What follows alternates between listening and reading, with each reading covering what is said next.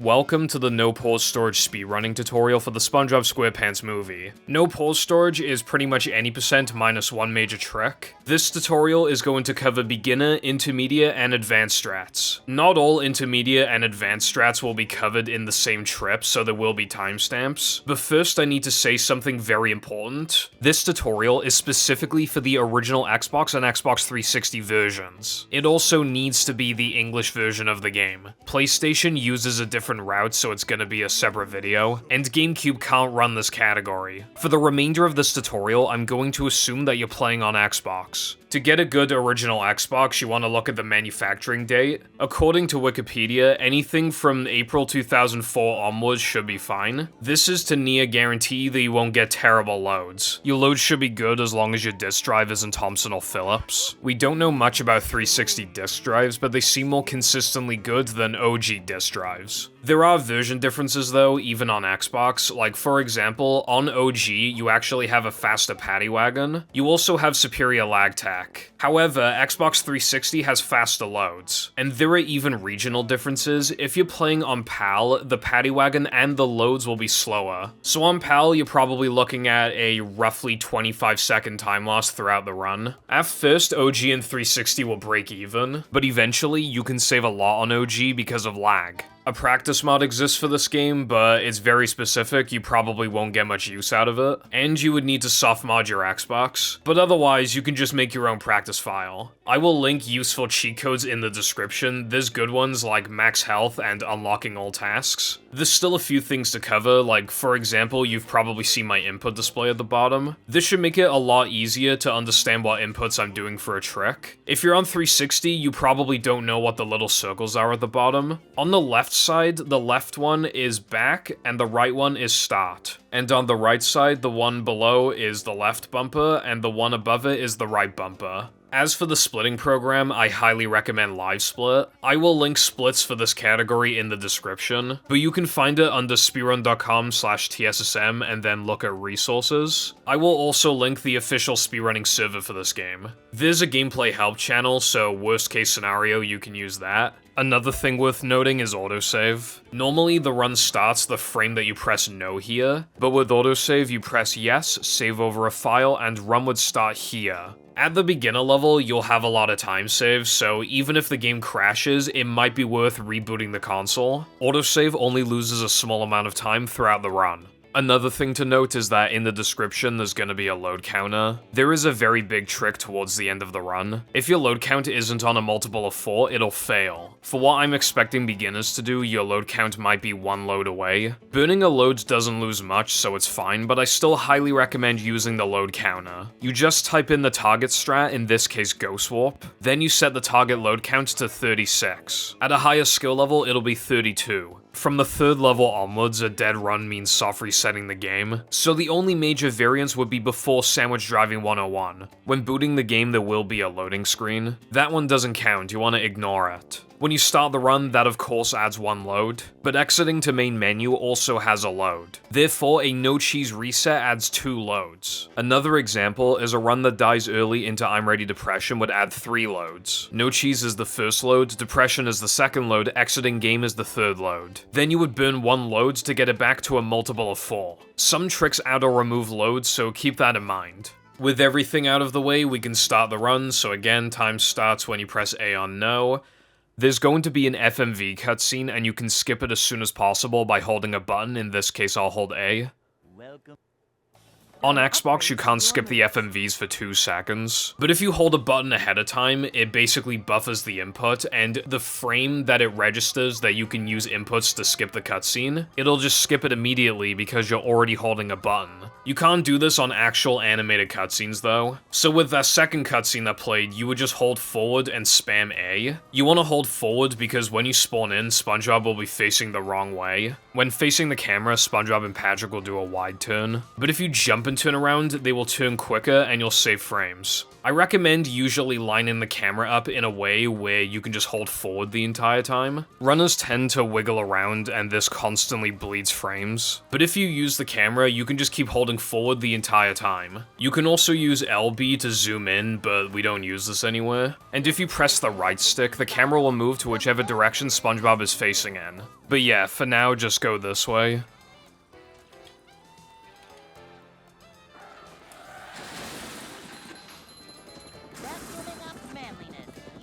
There's a ledge grab skip you can do next to this truck. We're gonna ride along the wall, spin, and jump out of it. What we're doing there is essentially a ceiling swim. When jumping under a ceiling, if half of his head clips through, the game thinks he's on the ground and it resets his state. So that's what you're doing basically. Your head is above a ceiling, so it resets your state and you can jump again. If you don't want to do that though, then you can simply ledge grab. After that, you'll walk into a cutscene and skip it. Hug the left side. And now I'm gonna show you slide skip. This trick saves about 9 seconds, I'd probably recommend it. Normally, when you reach the end of the slide, you need to hit this button, wait for a cutscene, and then wait for this to rise. But by building speed, we can skip all of that. The speed that you can build maxes out at a few seconds, but if you're optimal, then you only need to build speed for like half a second. You also want to jump as late off the slide as you can get away with. Jumping into that flower is acting as another ceiling swim. When you reach the end of a slide in this game, your state is reset, as in you'll lose all of your speed. But you also don't want to jump too early because it doesn't have that much leniency. If you don't like that version of the trick, there is this one, but it is considered harder. This is where I should talk about dynamic jumping and jump spacing. The longer you hold A for, the bigger your jump will be. So this is me tapping A, and this is me holding it. But good jump spacing is also important. When you think you're at the peak of the first jump, you want to let go of A and hold it again. Dynamic jumping and good jump spacing are very crucial for many tricks in the run. Anyway, the next trick is canyon skip. It's a little harder than slide skip, but it saves a couple more seconds. What you're gonna do is break these boxes, jump up here, and then jump here and here. Make sure you don't jump too early because the ceiling pushes you away. If you break these two boxes, you can recover it, but it's a lot harder. And now what we're gonna do is a spin, double jump spin across. What we're doing is abusing coyote frames. Coyote frames means how long the game takes to process that you're off the ledge. The number of coyote frames you get in this game is 30. I don't know if this is the case for the PAL version because it runs at 50 FPS, but if not, then it's probably 25. So I like to set this up standing on this dark purple patch. I'm going to walk forward for a short amount of time and then start doing the trick.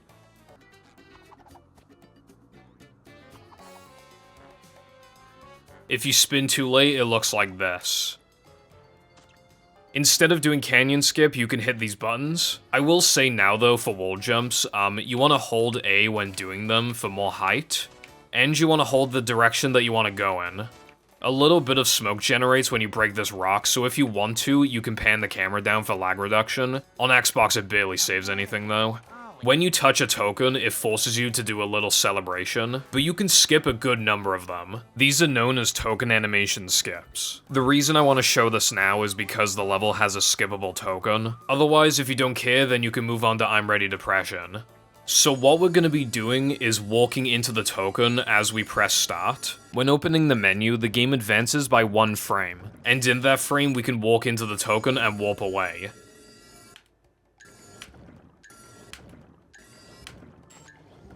You'll know you got the 1 frame if you hear the level's background music while the menu is open, as well as SpongeBob or Patrick's celebration. And in the menu, the token count will have increased by 1. But you can actually 2-frame these tokens, it's just risky. You can be 1 frame further away from the token and still pick it up. I think that worked, so let's load away and see if it worked.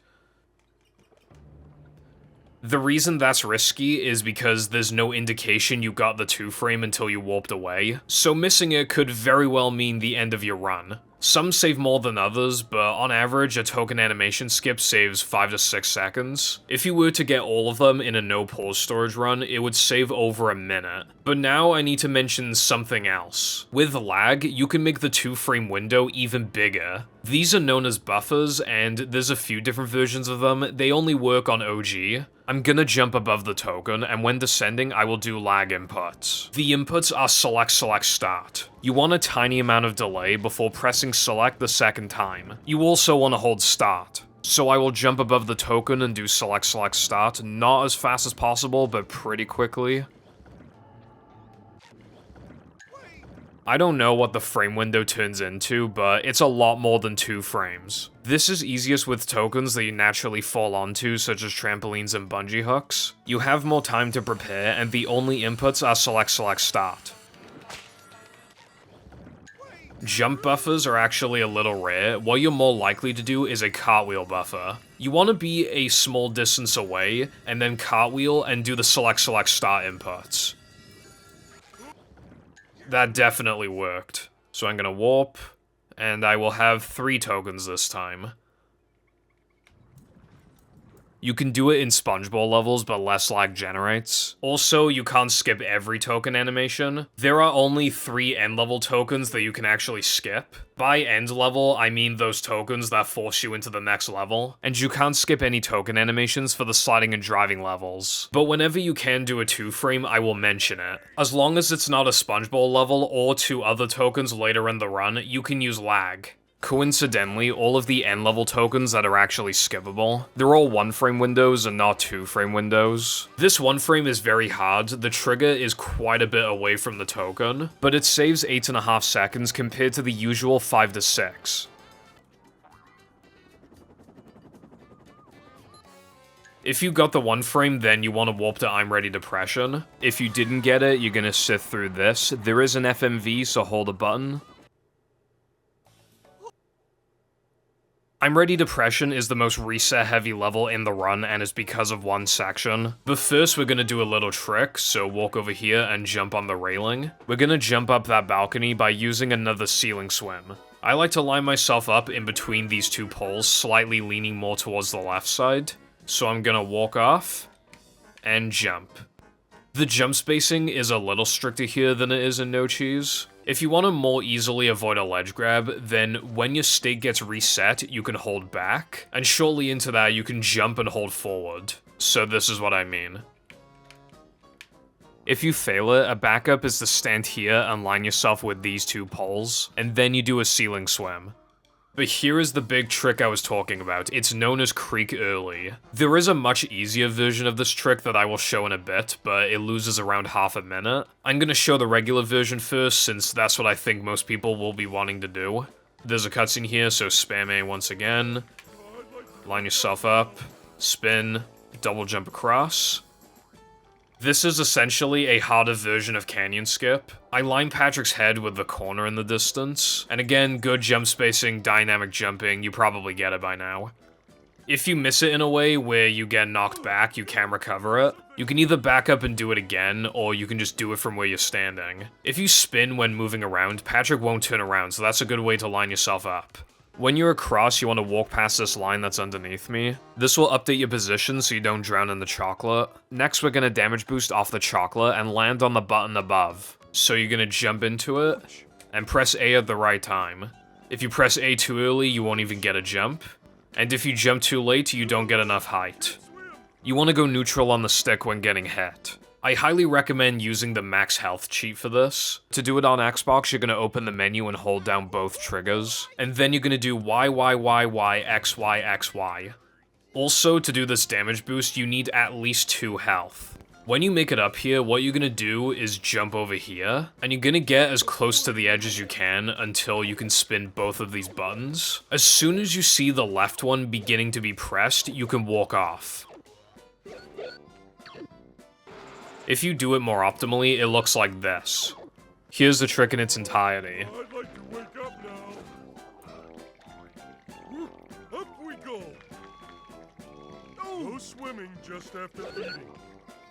This next part only matters if you care about the token animation skip. If you move to the left, a text box appears. You need this to unlock the Up Chocolate Creek task. So again, the optimal way to grab it is that as soon as you see it, you jump and turn around. I started a new file so I can show you what a good cycle looks like.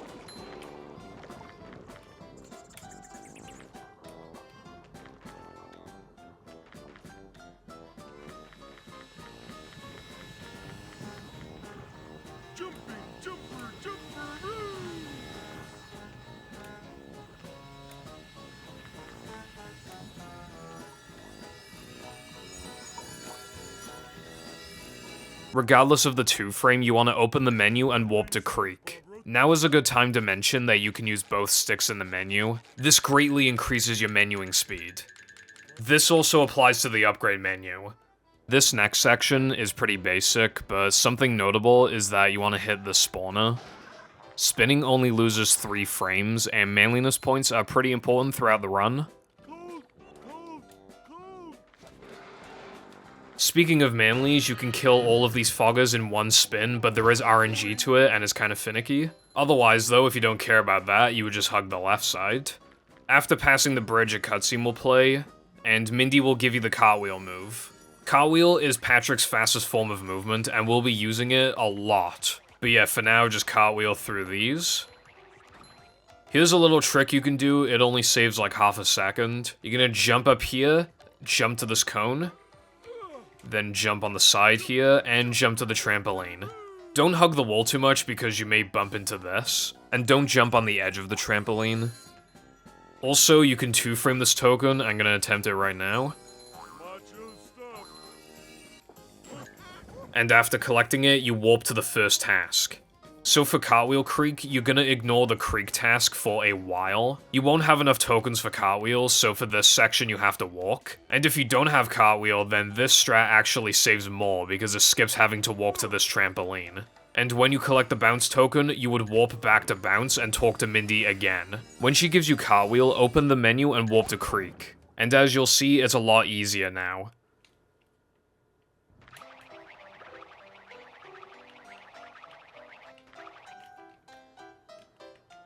When you're done with Creek, open the menu and warp to the first task. When you load in, you're gonna go this way, and this is where we do cone jump. You want to touch the top of the cone with Patrick's left foot. You can attempt it from here if you miss the initial setup. If you don't want to do that, then here's the popcorn stand method. It loses maybe 2 seconds. It's basically another ceiling swim, but it's not as hard as balcony jump. I line myself in between these 2 poles. If you don't care about the ledge grab, then you can be more careless with your setup. Either way, the next thing you're gonna do is cartwheel and jump over here. And now it's time for the final trick in the level. So the first step is to walk onto this invisible platform. You'll slip off with the wrong angle, so try and line it up like this. For this, you're gonna need good jump spacing and dynamic jumping. You can generate lag to get more height, but I think it's harder. If you don't want to walk onto the invisible platform, you can do it from here. But once again, I think it's harder because you need to move a little right and then hold forward. You can't 2-frame this token, so we're pretty much done now. A cutscene plays after the token animation, so don't forget to hold the button.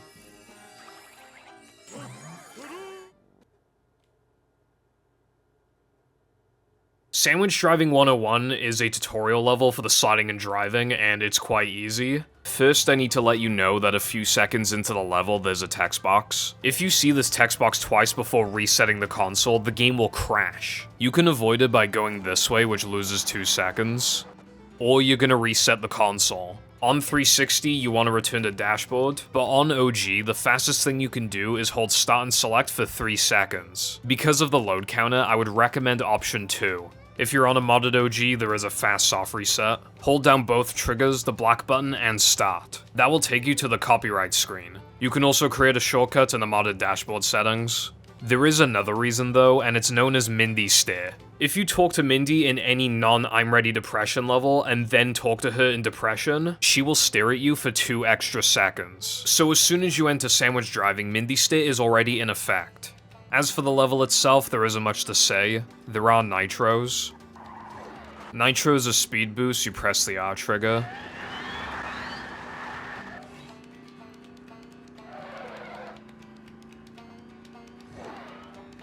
You sure you know how to drive?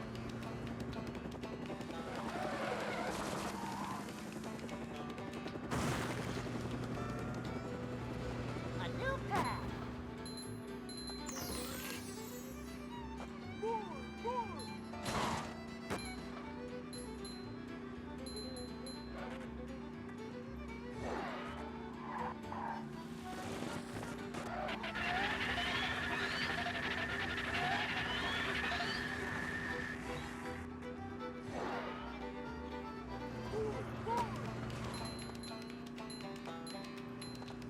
After the wrecking ball, you nitro.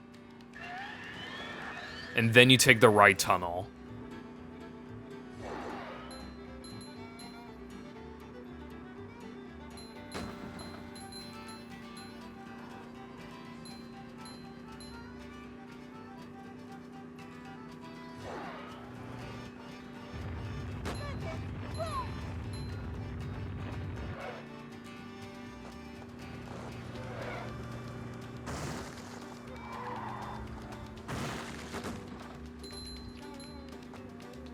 A new path.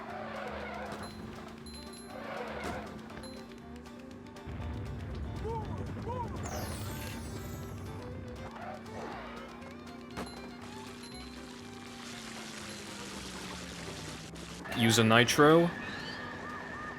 Use another nitro. And use a third nitro. You can also use this one if you want.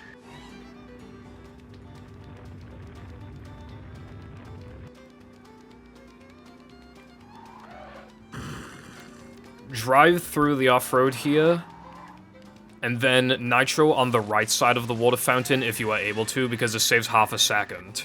You also don't have to use a nitro, but it is slightly faster. Anyway, you're gonna nitro here, and nitro here.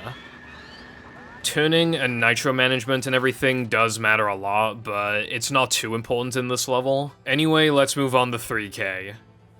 At this point in the run, you should have 5 tokens, which is exactly what you need for bash. And almost immediately, we can utilize bash boosting. If you hold the bash button when getting damaged, then after the animation, you'll get an extended boost. So normally when you take damage, you won't get that much knockback. But with a bash boost, I'm holding Y right now, you can travel much further. Be careful when bash boosting because it does make you lose health. First, we need to get to the spot, so you can either bash here or here. This is more optimal. Skip the cutscene.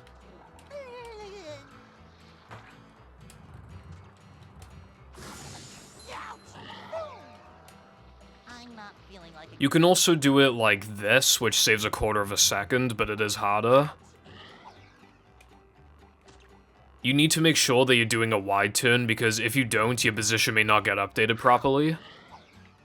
There is something that can happen known as cacti glitch. If you die on cacti and try to bash boost off of it again, there's a small chance you'll be stuck in place. Reloading fixes it, but that's not ideal. So you either want to stay still and bash boost again, or you attempt the setup again. Either option still has a chance of failing. Shortly after, you're gonna do the second bash boost. The spitter to the left, or rather right in front of me right now, you need to jump over his spit. And here's the second bash boost. This is stricter than the first bash boost because first of all, you can miss the cacti and die, and the platform you're trying to get to isn't as lenient. You could turn the camera here if you want to ensure that you hit the cacti, but it does make the actual bash boost a little harder. If you don't like the bash boost, you can either walk around or do this. Here's another trick. I'll show the easiest method first. Stand here, bash, jump, and turn around. That was bash gang, but now I'm gonna show you right gang. So stand on this little slope here. If you're too far left, it'll slip you off. You do a double jump, but on the second jump, you hold right. This saves maybe a second and a half over bash gang. There is also left gang, which breaks even with right gang, but most people consider it harder. I'll still show it though, so you want to stand here again. For the first jump, you're going to hold back, and for the second jump, you're going to hold up left. Next up is another bash boost. It's probably the hardest one so far. It's not too bad though.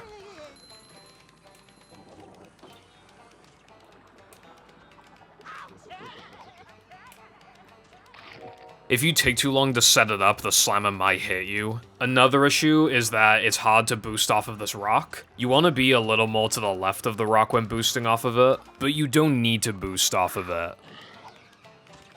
If you think the slammer's gonna be in the way, then you can just kill him. Anyway, next you're gonna break this and jump on the trampoline. Here is where the route differs if you want to do a big trick. It's named Steamed Early, and it saves 25 to 30 seconds. Here's the timestamp if you're interested. I would call it an intermediate level trick. But if you're not doing Steamed Early, then walk over here and bash this. Now we're gonna make our way to Spongeball. There is something I need to mention though. Sometimes you can cut your jumps early on these trampolines, but sometimes you just can't. We don't know why, but it's seemingly luck. Ideally, it'll look like this. Nothing like a little man type stuff. 3K Spongeball isn't hard, but there is a notable cycle that saves like 2 seconds, so I will be showing that. You have to wait for these. When they start rising, they don't really move you, so you can just hold forward. But yeah, you hug the sides here. Move to this block on the left side, and when it starts descending, hold forward. If you didn't go too fast or too slow, then you can move in between these blades. There normally is a token at the end, but I've already collected it. If you miss the 2-frame, don't worry. After the animation, you can press start. Now you're gonna warp to bungee. There is something here known as infinite dives, I'll show that now.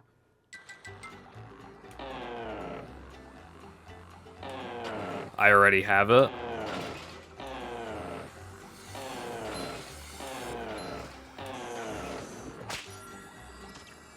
So normally when you dive, you can't dive again for a couple seconds, but if you set it up in the right way, you can dive a lot more frequently. There are 2 ways of setting this up. The first one is to wait a little bit on the first target. Like that. But if you wait too long, you will lose infinite dives. And the second version, which loses like a second, is to dive under the first target, and then you get infinite dives. Also, you don't want to dive targets when you're too close to them, otherwise you'll dive further than you need to. Hopefully it didn't sound complicated because it's quite easy. I'll show it one more time.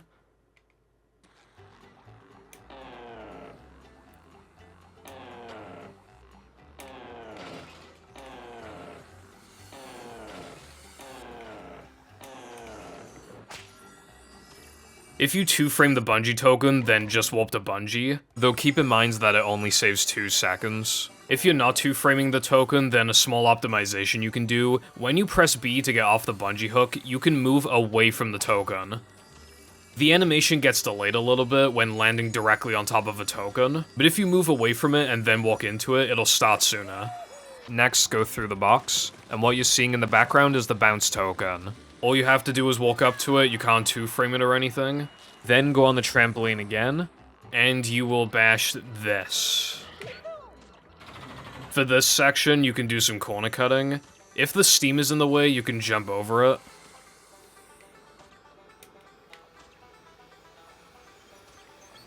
And next up is floating block.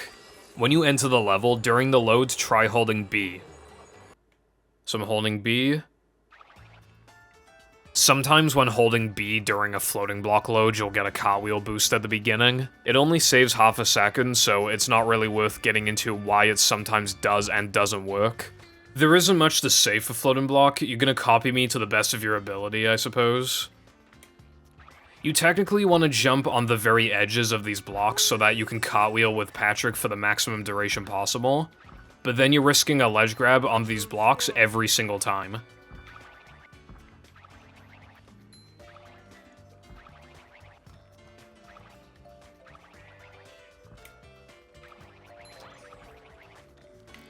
These can be a little more tricky because these spin around. If you need to, though, you can jump.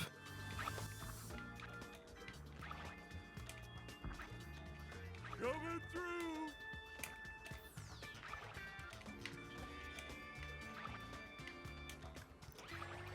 These blocks can be an issue. You definitely shouldn't try to cartwheel optimally on these. You can't jump out of them properly because they shrink.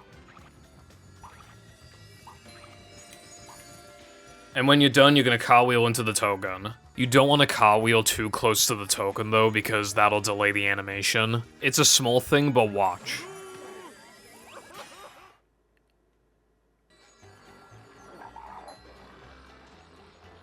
And now we're gonna do Steamed. This is known as Steamed Light. First, to make sure that this box is open. Then we're gonna do either a jump spin jump or a double jump spin. Jump spin jump is a tiny bit harder to get down at first, but it is easier. So line it up and do jump, spin, jump. I'm not feeling like a game of catch. Don't even try, like, jumping over the steam. You will always get hit there. If you want to be optimal, then you can cut this. You can also jump under the steam to this rock. You can also do it from here. Next, jump over here. And jump into this corner, and you're done. It's a tiny bit faster to jump from here instead, but it's a lot more risky. If you catch yourself falling on this one, you can spin back. If you didn't open the box, then you either want to die in the cacti, or you open the menu and warp to Steamed. We're gonna do the final bash boost in the level, so stand in between this dark patch and this little stone. And we will do a double jump spin, bash boost across to this island, and bash the button. These spitters can get in the way, but what you can do is go under the steam like this. And finally, you can jump here. This cycle is... Actually, no, the cycle's fine. And afterwards, if you were optimal, you'll teleport effectively to the token. And during the fade out, you want to press back. If you're close enough to the token when bashing the final button, you'll collect it despite being further away than usual. Normally, during end-level fade-outs, you don't have control over the character, but in 3K's case, we do. What we're gonna do is upgrade Cartwheel. When you upgrade a move, it plays an FMV, meaning that you can hold a button to skip it as soon as possible. I'm gonna hold B to skip the cutscene, and when I can tell that it's being skipped, I'm going to double tap B to exit the upgrade menu.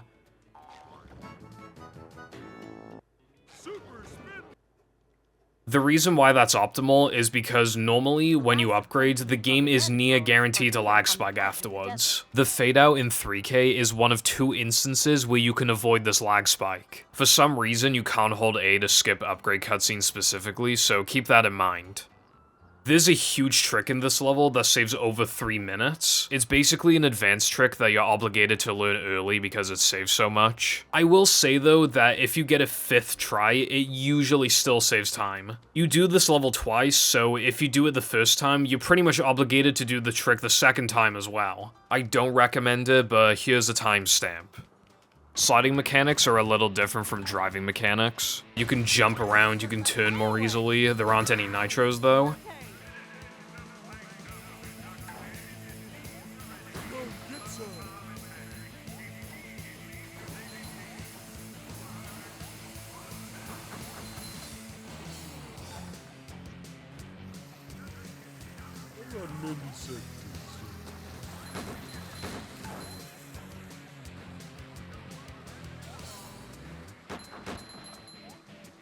The first trick I'll be showing is Dumb Jump.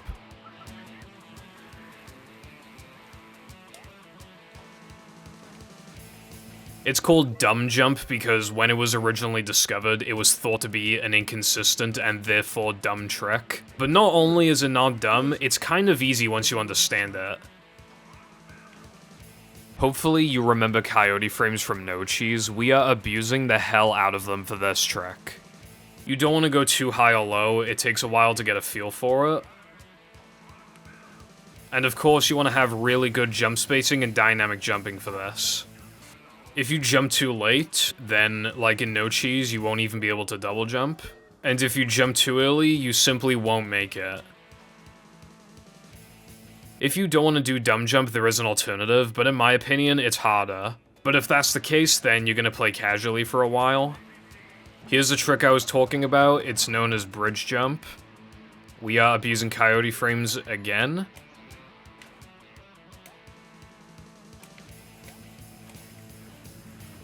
Your visual cue is this flower.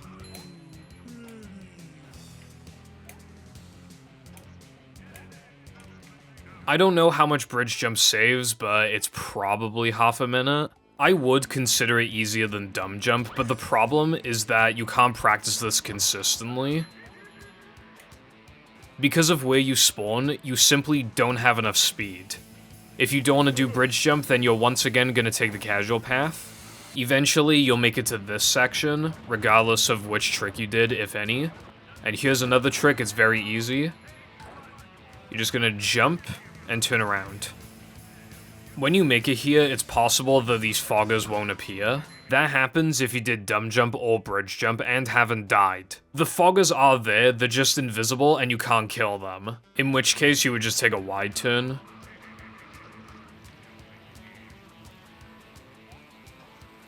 Another side effect is that that target will be invisible, but the cutscene will play out like normal.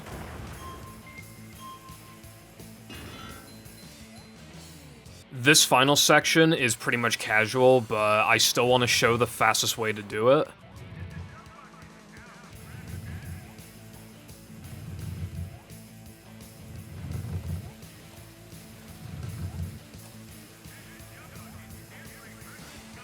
That's it for Rub-a-Dub, just hold a button to skip the FMV.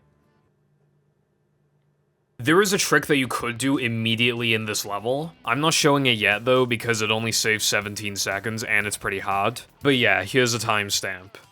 You're gonna be playing casually for quite a while. I guess the first thing I should say is that you don't want to upgrade Slam. Unupgraded Slam's animation is slightly faster.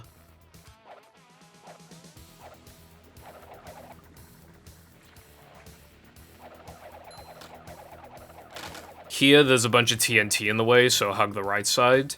There's a cutscene coming up, and this is the turret enemy. The way the turret shoots is RNG, so sometimes you may need to hug the left side. For this floorboard, you want to slam above the highest step, and by slamming this step, you end the animation sooner. A bunch of smoke generates from that though, so you probably want to pan the camera down. For this section, some slammers will spawn, so you want to hug the left side. And here, you want to stick to the right side. This part is pretty casual, we can skip it. Here's another turret that also has RNG. Where the spinner is also RNG. There's a small optimization where you can slam this floorboard early. Just do a big jump and slam somewhat close to the edge. Anyway, next up is Disco Skip. This is a one-frame jump. The frame the damage animation ends, you can jump out of it. Patrick has 3 damage animations from boot, so when rebooting the console, he'll start on the same one every time. If you jump too early, you won't get a jump at all. And if you jump too late, you'll only get a single jump. You can attempt it a lot of times before you start losing anything significant. It saves 17 seconds if you get a first try.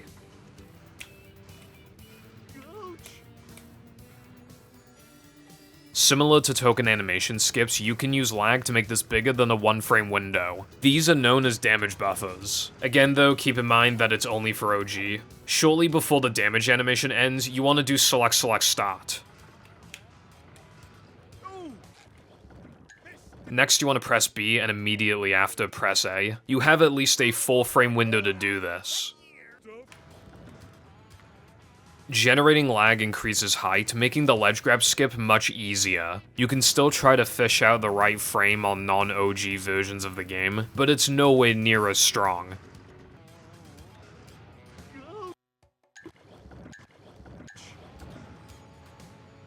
You're basically closing the menu with B and then immediately pressing start again until you find the right frame. There's less time to jump after getting the right frame, so this is kinda tricky. You might even press start already on the right frame, which can be difficult to realize in the moment. Now I will show casual disco.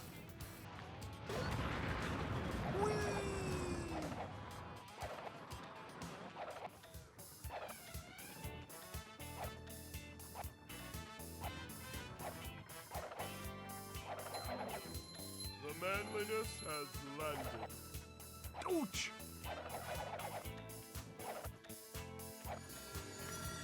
The disco tiles are synced with the music in the background. Once you're done, pick up the token. You can't two-frame it.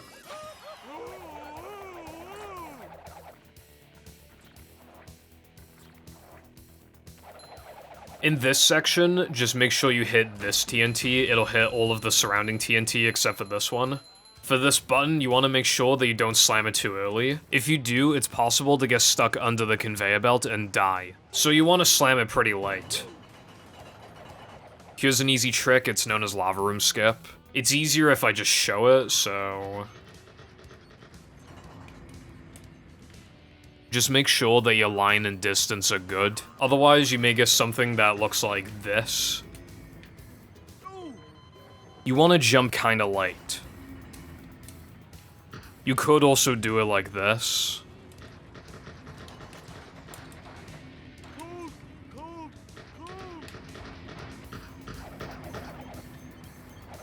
through!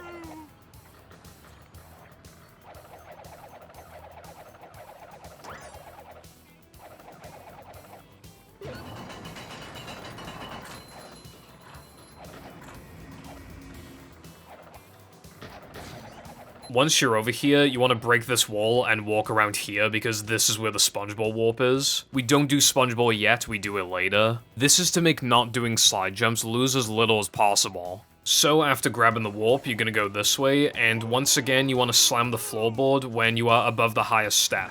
And again, you would pan the camera down to reduce lag. Oh, no, no.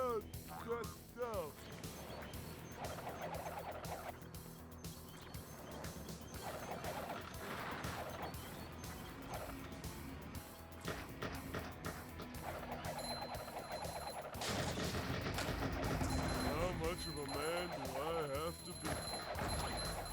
The final thing to do is go down the slide and beat some enemies.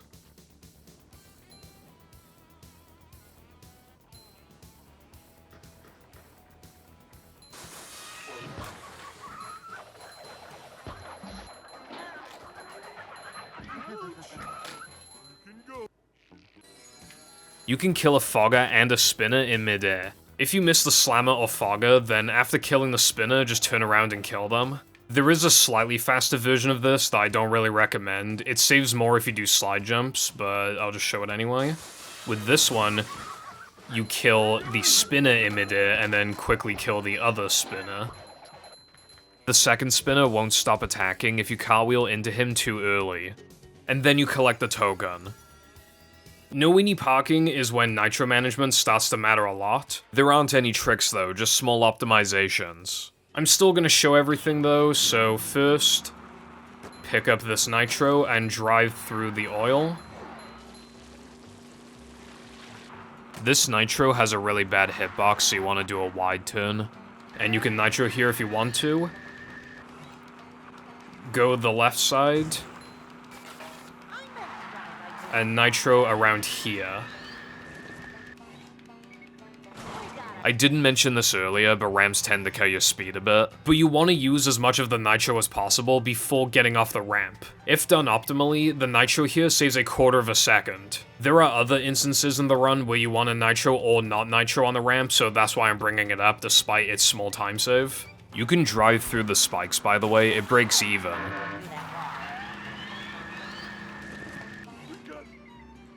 got ourselves a convoy.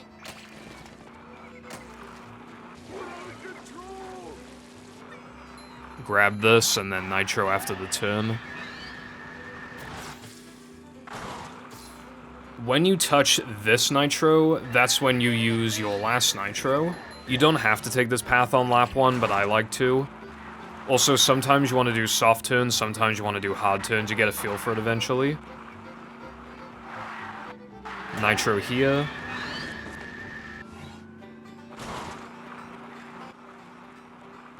And the beginning of lap 2 is going to be the same. Alright, so when you make it here, on lap 2 you're going to turn around, grab the key, and then after the turn, nitro. This is known as Conquer 2 Key. It's an inside joke about somebody's Twitch emo prefix. The turn can be a little hard. If you miss the key, then you can reverse into it and then nitro. But yeah, you probably want to do this. It saves 2.5 seconds.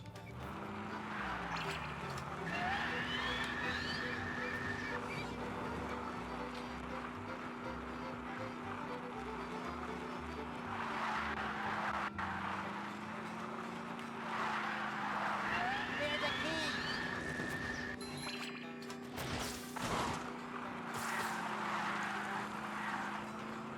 Now we're going to take the bottom path, which is faster. Extras don't do anything in this run, so you can just ignore them. So much Nitro around the turn, and you should see a ramp drop. If it doesn't drop, that means you have full flap glitch. It's not a glitch, we just thought it was back in the day. Remember when I said that you want to nitro off this ramp? You shouldn't if you're on PAL because you'll get extra height and may fly over the trigger. As far as I'm aware, this can't happen on NTSC, but if it does happen, then turn around, touch the trigger, and turn around again. Anyway, we're almost done. This time you don't want to drive through the oil and you want to use your nitro immediately. Grab this and nitro partway through the dark patch. Grab the key, and press start. This is where you do backtracking if you didn't do BBBH slide jumps. The tokens to collect are BBBH Spongeball and Rub-a-Dub Time. Rub-a-Dub is considered harder as long as you're doing a trick, so that's what I recommend. It's identical to the first task, I won't show it. There will be a hard trick later in the run called Rock Slide Rewind. If you don't want to do it, you have to do the Sandwich Driving Time Challenge. You can hold forward when loading into this level. I think I said that in 3K, but yeah. So what we're looking out for is a cycle, like towards the end of the level.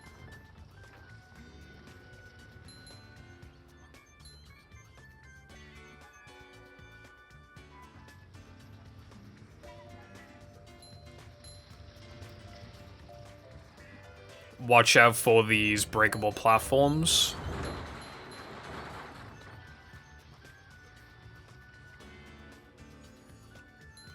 Alright, so with these blocks, the ones that are in front of me right now, like a second after they start moving to the right, you want to hold forward. You have to wait for this. And you don't need to do this, but to be optimal, you can build up speed. Just like 3K Spongeball, during the fade out, you want to press start. When you're done with backtracking, you're gonna warp to Weenie, and from here you drive to the finish line. This is the final opportunity to upgrade a move without a lag spike. I don't recommend it though, it's hard to do all of the inputs optimally when driving into the finish line. This is where the route syncs up regardless of how you approach BBBH. Here's a timestamp for Frogfish, but first I want to revisit BBBH. Basically, we're gonna jump up the tube to hit a trigger, and that trigger is what spawns the end level fight. The issue is that every jump up the slide is a 2-frame window. You're definitely gonna want to reduce as much input lag as you can. Cheap HDMI converters, not using game mode, not using HDMI port 1, wireless controllers, etc. Those things can cause input lag. Step 1 is to jump on the barrel, and step 2 is to ledge grab the tube. The ledge grab can be a little tricky, you don't want to go too far right. Like I said in No Cheese, if you reach the end of a slide in a platforming level, your stay is reset. Because of this, we can easily jump and turn around. And this is when you start doing 2-frame jumps. The visual cue is Patrick's left foot. Jumping on the first frame gives you the single jump, and the second frame gives you the double jump. Anyway, with that out of the way, I'm going to jump up the slide and hit the trigger.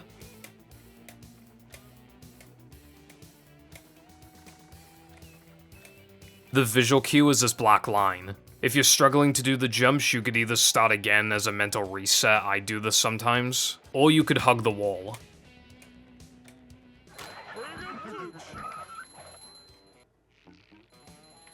That prevents you from being teleported next to the token. You don't want to collect the token yet. Instead, you want to jump over here and do the rest of the level like normal. With slide jumps, you actually want to do Spongeball early. So you want to grab the warp, open the menu, and warp to Spongeball. Spongeball has a fade out, so during it, you'd press start.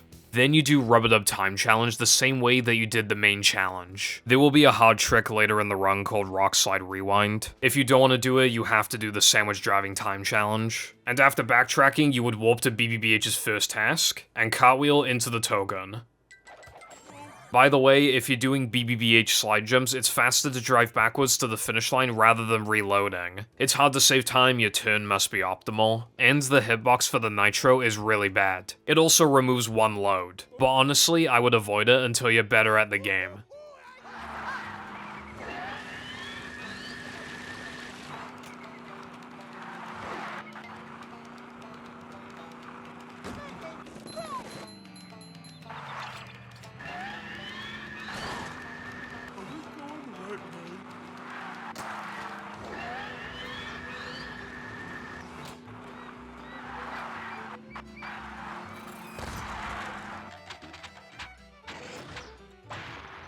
Frogfish is easy. First, you're gonna wait for him to charge.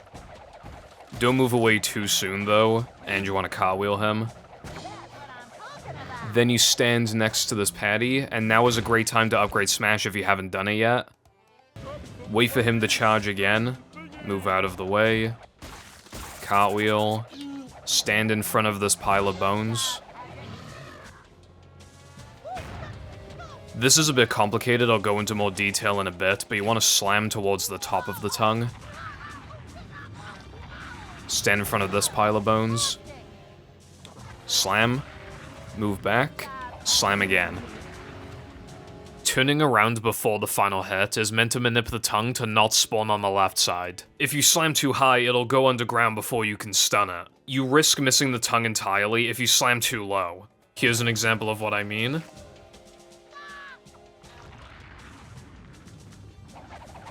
The tongue can occasionally spawn on the left side. You should aim to slam on the right side though, as it's more likely than the left side. Also, sometimes the tongue will spawn out of bounds, but that's actually fine if that happens as long as it's the final hit. It'll prioritize you killing the boss as opposed to getting grabbed by Hans, so don't worry, you won't die if that happens. Immediately in Rock Slide, there is a trick known as Skydive. It saves 9 seconds, but the way that I'm showing it, it's gonna save 8. First, you're gonna skip this text box and spam start.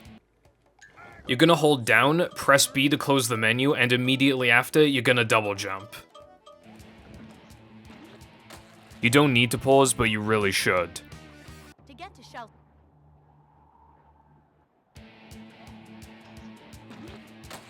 I do my first jump when the screen is close to fully fading black. There's a huge Hans trigger out of bounds. Here's a screenshot of the trigger. As long as you don't go too far right, you'll be fine. It's pretty easy to traverse out of bounds, but I'll still show you what it looks like.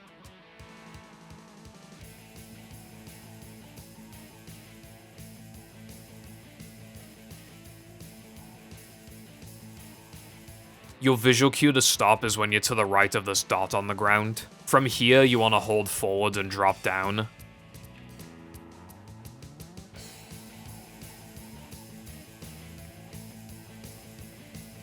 When you land, keep holding forward, but then hold back, and then hold forward again, and you're done with the trick. An issue with this trick is that if you miss the next trick, you will still spawn at the beginning of the level because we skipped checkpoint triggers, but the next trick is easy, so hopefully that shouldn't happen. But I'll show you the alternative if you don't want to do Skydive. When fading in, you want to hold upright. You can randomly lose speed when landing here. If that happens, then you don't want to risk this jump that I'm doing right now.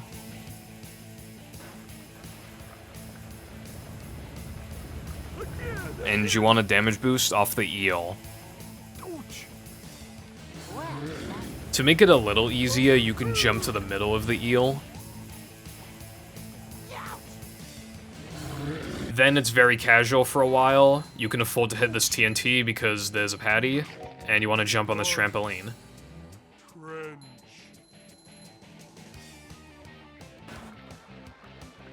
Mindy said D. She wasn't kidding. you can cut this corner. And here you want to take the right side.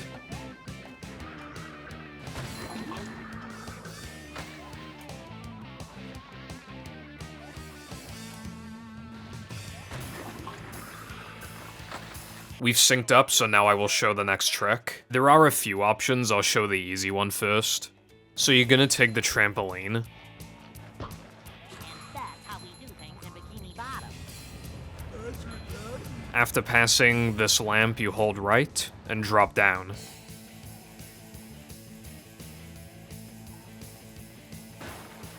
But if you want to go faster, you can do this.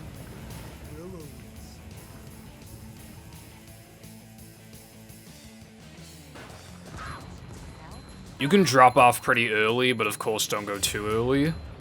There is a Hans trigger to the right of you, so you want to go left for a bit and then right. It's fairly lenient. I will also show an image of what that trigger looks like, but as long as you hold left for a bit, you'll be fine. We never timed how much this saves, but it's probably like 2 seconds. The next trick is coming up, so you're gonna go this way.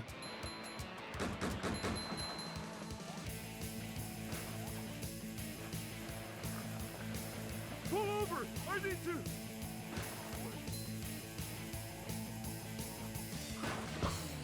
You don't want any coyote frames for that trick. Just land on the ground, hold right, and jump.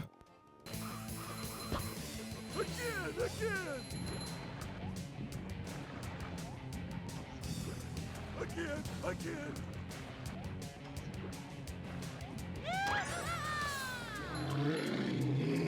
Come get some!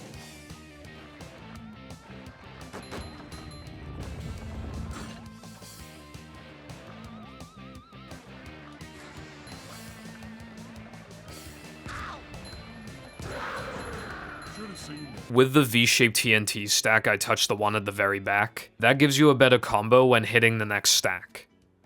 That time. And that's how we do things in Bikini Bottom.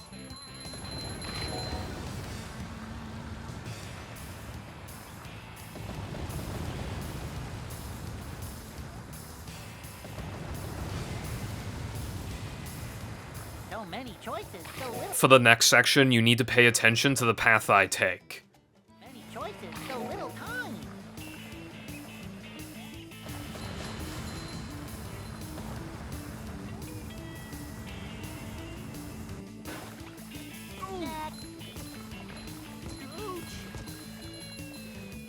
I jump before touching the flower that was in front. For the final section, you want to take the right side because it saves a second. But also, there's a big trick coming up named Rock Slide Rewind. Depending on what strats you would have done, it saves between 1:25 to 1:45. I suggest learning this sooner than later. The issue is that you're obligated to use the practice mod or save states. It's at the very end of the level, and it's precise, so you want to grind it out.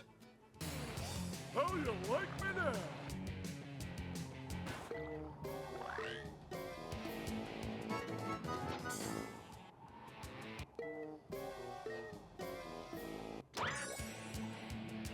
Now you just slide to the finish line 2 more times. From here on, you don't drown in the lava. So what's happening is that the death is prioritized over being sent to now the men. You're touching the finish line trigger and then drowning in the lava before it transitions to the Mindy conversation. For reference, here's a screenshot of that trigger. The next time we talk to Mindy, she assigns a time challenge, but it glitches out and sends us to the last checkpoint. After the second time Mindy gives you the time challenge token, the ring challenge will start, but you open the menu and warp to now the men.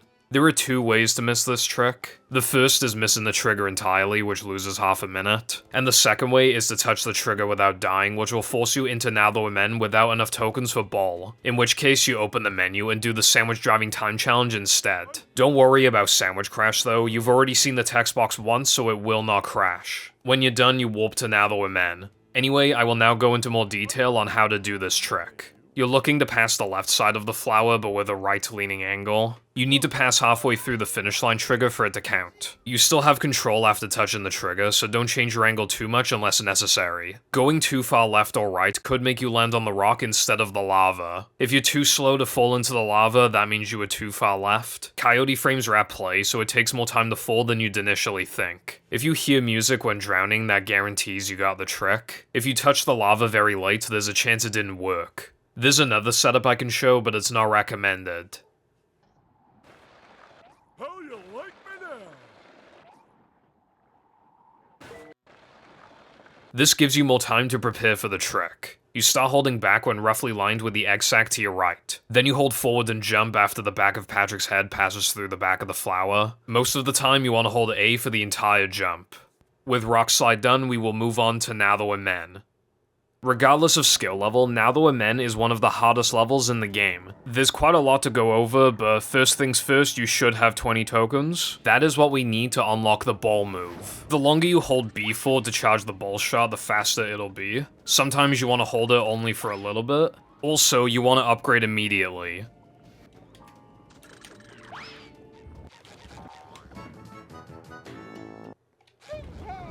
Just make sure that you don't upgrade ball, like, as the unupgraded ball is traveling to the paddle wheel. It won't trigger the paddle wheel if you do that for some reason. Shortly after sending out ball, you can tap B to break it. Upgraded ball has a huge aura, so we can use that to, like, hit enemies and crates and stuff. Anyway, you walk across the bridge as it's being built. Ball this. And jump to this platform to skip a cutscene. You can play as safe there if you want, but you'll lose some time and a popper will spawn. Next, go this way. And jump on the sign to skip some wall jumps. Optimal wall jumps here are to do right and then up left and up right. Make your way across here.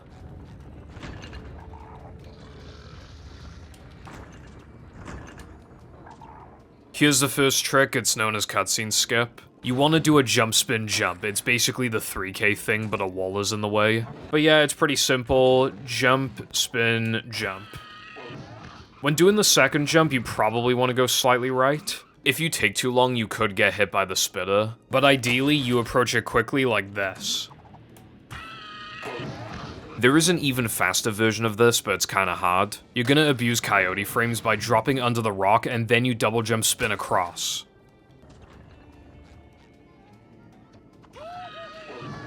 This version of cutscene skip saves 6.5 seconds, while the easier one saves 5. If you don't want to do it, then you just want to ball this twice, you can do it from here. And jump across. We're gonna try and get down the slide optimally. So, as I'm falling, I'm gonna hold B, and I'm lining SpongeBob's head with the 2 boxes in the middle. When touching the monster's mouth, you want to be more inwards than outward. So I'm gonna try it now.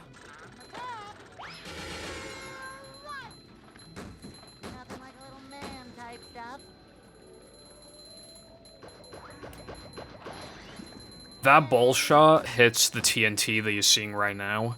If you land too early, you'll lose speed. And you do want to kill the turret. Otherwise, he may shoot you when attempting the next trick. Speaking of which, you can either do wall jumps, which is the casual way, or you can do this. This is easy, you're just waiting for the box to rise.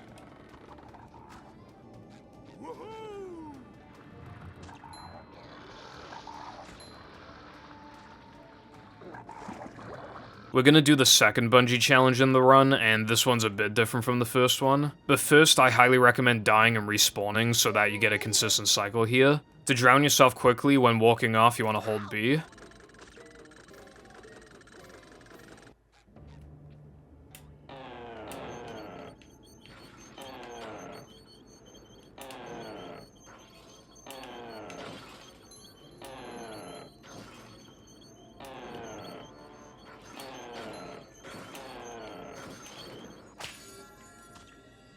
You can grab the 200 manlies in 0 seconds, but it does make the cycle harder. So the main difference with this one is that you can break the targets from underneath. And just like 3K, you can 2-frame the token, but it only saves 2 seconds.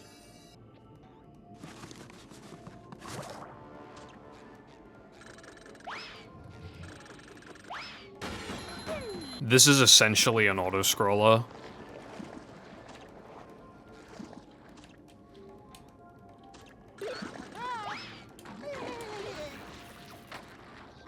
I'm not feeling like a game of catch right now.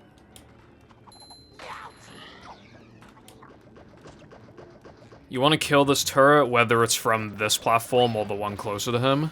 What we want to do now is kill this lobster. You can either charge 3 ball shots into this corner, or you can do something known as fast lobster. It saves like 3 seconds. You still want your first ball shot to be from here. Your second ball shot will be from here. Your third ball shot will be from here. Wait a sec. Ledge grab. We avoided being teleported by getting a ledge grab. The main issue with this trick is that you need to hug the right side a lot. If you go even slightly left, then enemies will spawn. The second issue is that you're on a slope, so it's hard to use ball optimally. And the third issue is that ledge grabbing this can be a little tricky. And the final problem is that you can't hit the lobster as fast as you want. The lobster can only take damage every 2 seconds, so if you attack him too quickly, it won't even register. Method 2 is similar, but we don't try to despawn the enemies. First shot is from here. You wait intentionally for the second shot so that you can snipe the popper, and then you wait a tiny bit for the third shot, ledge grab this again. You don't have to delay your second shot for the popper, but you probably should because he could shoot you. And here's the third method.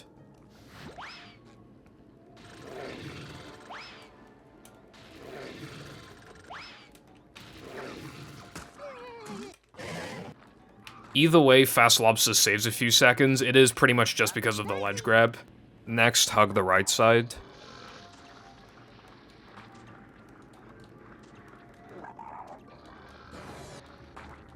And then enter area 2. Immediately in area 2, we can do a trick. You can jump on this, and jump up here. There's a slow fade in, but you can move backwards during it. Here's a faster version of this, it's called Bash Gang. Not to be confused with Bash Gang from 3K. You walk off a tiny bit and bash, that'll give you a ceiling swim. As soon as SpongeBob is fully off the ground, that's when you want to bash. This only saves a second and a half, you probably shouldn't do it. Anyway, for this, you want to jump on the edge of the trampoline, and when you land, you hold forward and do a double jump spin. If you feel confident, you can do it in one bounce.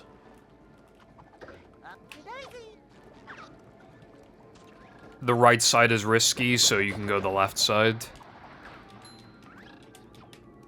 You have to brush up against the wall a tiny bit for this one. Chris skip is the next trick. We're gonna bash boost off the lava and then off the eel.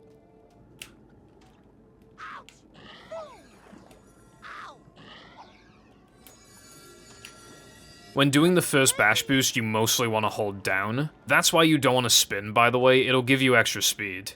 So, down. Up. Don't be too close or too far away.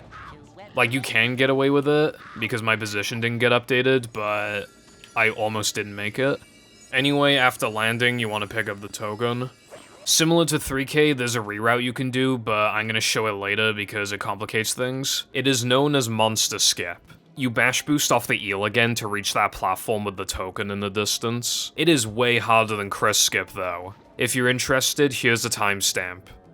Instead, what you want to do is open the menu and warp to the second task. Here's a small optimization you can do. After a tiny bit of walking, which you do need to jump by the way because you spawn by here, but you can hold forward and tap A, and when you walk up to here, you can open the menu and warp to floating block, or you could just enter it manually. Don't forget what I said about holding B in floating block challenges for a little cartwheel boost. So this is hard to show like how to do optimally, like there's a lot going on, and I don't normally have to do this floating block. We will be doing a trick partway through, though.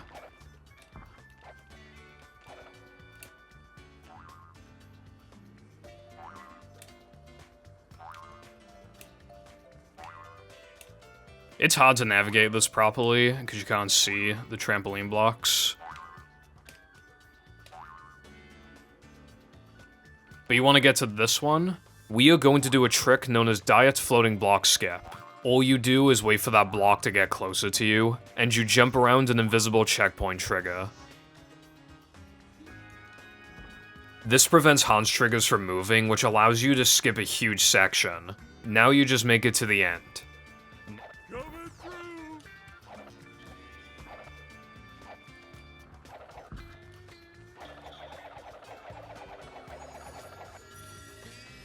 There are a couple more things I want to go over though. Sometimes when you jump on a block and it rotates, it turns you around. The second thing is that it's optimal to slam these trampolines. I mentioned in 3K that sometimes when you use a trampoline, it doesn't give you a double jump. If you slam shortly before touching a trampoline, it actually will give you the double jump. That allows you to traverse across these blocks a lot more efficiently. Lastly, I'm gonna show the fast cycle.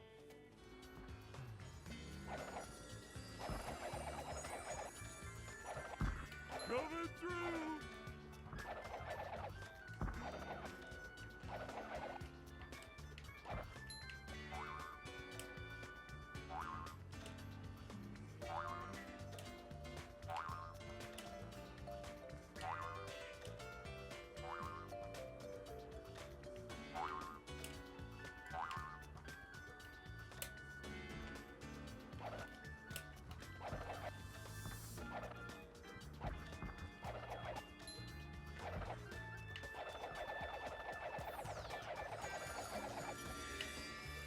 If you're on the very edge of the platform, you can avoid a checkpoint trigger. So that was diet floating block skip, but we can skip the entire level.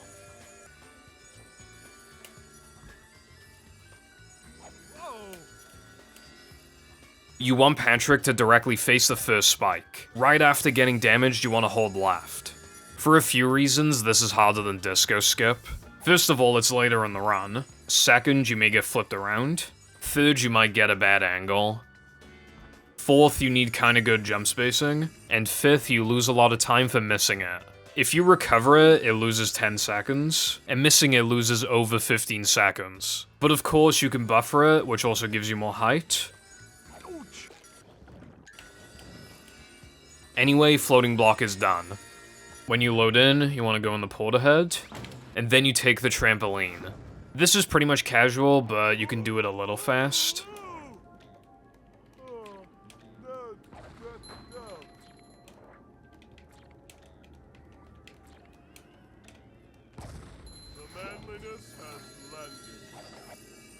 When you're done, you'll take the trampoline and grab the end level token. There is an FMV, so hold a button. Shell City Dead Ahead is also one of the hardest levels in the game, and what I recommend you do immediately is upgrade Throw. You don't have to, but it's to avoid doing a trick. It only saves 6 seconds, and I could see beginners having trouble with it. So again, if you don't want to do it, then upgrade Throw. What you're gonna do is pick up the fruit and throw it at this button. The longer you hold R, the faster the melon is. As soon as you see a hand above and below the button, that's when you know to let go of R. Then you want to pick this up and throw it at this button. And there is a cutscene here that spawns a Merv. Dealing with the Merv is a slow process, but you can jump around the cutscene that spawns him. Here's a more optimal version. If you hit the button, you simply want to cartwheel across. If you didn't hit the button, you have to do toilet skip. So you're gonna jump to the toilet and cartwheel over here, and we're gonna jump around an invisible wall. I'm gonna cartwheel and jump around to look at my input display. The invisible wall is pretty big, I'm running into it right now. It's basically just holding left, right, and forward. So left, right, forward. You can try it without a cartwheel, but the majority of players find that harder. If you miss the trick, you respawn at the beginning of the level. If you're doing this trick, then when making a practice file, you need to make sure that you never hit that button. That button removes the invisible wall. This isn't recommended, but an alternative is just damage boosting across. Let's continue on. You can pretty easily skip this part. It's gonna be casual for a bit. That's just a small optimization, you don't need to do it. Don't bother getting any of the crates in the cave except for these. The other ones are slow.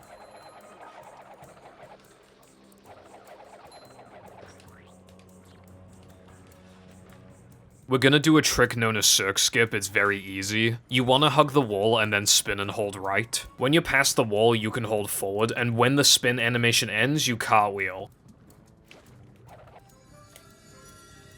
It's just abusing coyote frames. If you don't care about the ledge grab skip, you can make it even easier. Simply cartwheel against the wall and double jump. Then you collect the token. The next trick is SCDA out of bounds. There are 2 ways to do this next part, the harder version saving 3 seconds. So for the easy method, after collecting the token, you are going to drown yourself. Sometimes that flashes white there randomly, just don't worry about it.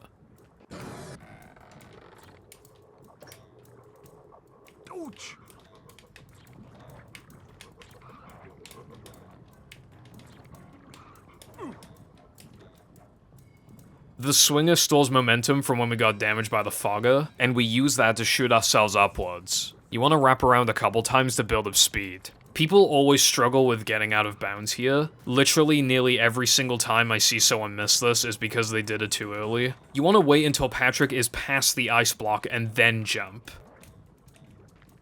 If you need to, you can spin yourself into position to get damaged by the fogger. If you had a bad angle, you might not get as much speed, but you should still be able to make it in most cases. You can recover it if you mess it up, but the fogger's position won't be as favorable. Method 2 has us jumping to the swinger. We're gonna stand next to the fogger, and his burp is going to damage us, not him spawning. This is harder because it gives you less speed, but the upside is that the speed is easier to control, so you might actually prefer this method if you thought the other one was giving you too much speed. Little guy, big stink. Ouch.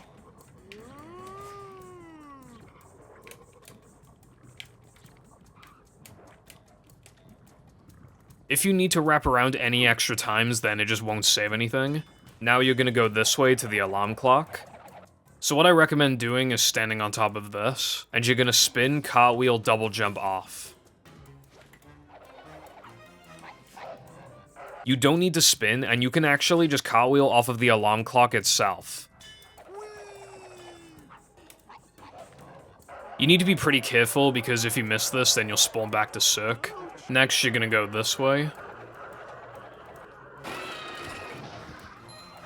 When you get to around this piece of wood, that means that you've hit a checkpoint. There is a SpongeBob pad in the background, and we desperately need that warp. So now we're gonna pick up the melon. And we can either do Patrick 1 melon or Patrick 2 melon. For Patrick 2 melon, you're gonna pick it up and throw it here. Then here. And jump up. As for Patrick 1 melon, you do it like this. The warp is pretty far away from the pad, so you want to cartwheel to here, and then drown yourself. If you want to be optimal, you can grab the warp in midair. The next section is very easy. Jump up here, ledge grab. Cartwheel past the spinner, pick up the melon, and throw it at the TV.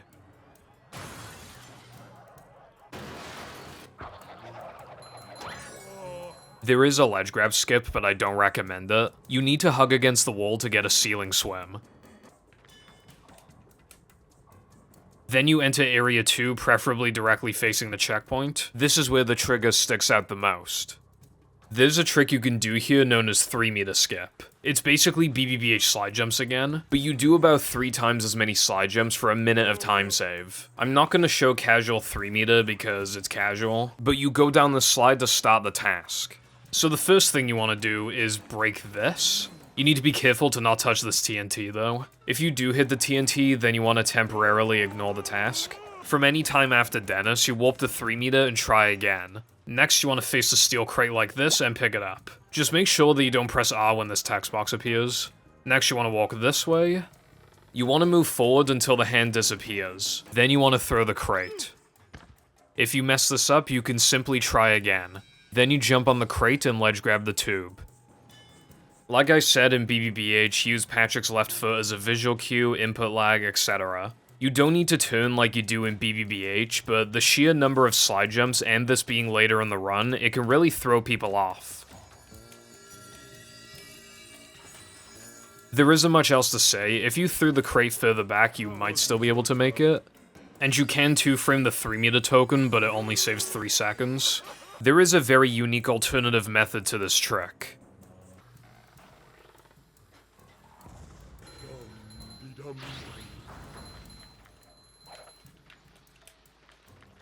What you saw just then is known as Invisible Crate. Under the right circumstances, if you throw a steel crate against the wall, its collision can remain intact in a glitch state. So because I threw it at the wall, it bounced and landed around here, and it converted the speed into vertical momentum. I stood just in front of this kelp on the right side, that is intentional. If you're too close to the wall, the collision won't bounce off, and being too far away can produce the same results. Also, the throw was minimum charge, so this is what I mean. I'm standing in front of the kelp, and I'm gonna charge for a minimum amount of time.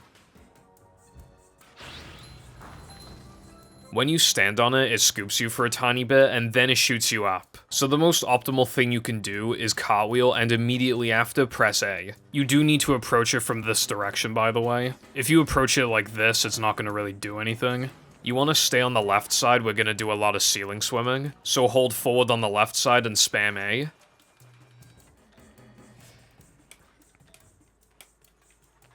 This just about breaks even with 3 meter skip. You can make it save time though. Instead of spamming A, you can do cartwheel jump, cartwheel jump, cartwheel jump like this. This is very risky though.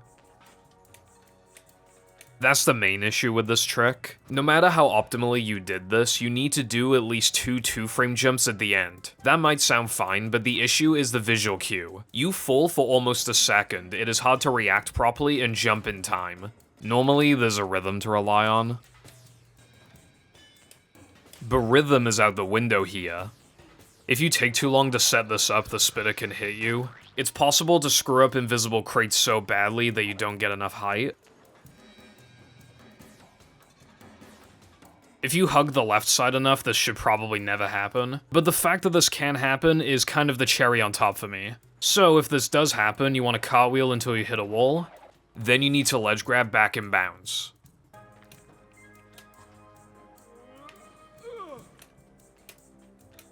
After 3 meter, you're gonna go down the slide.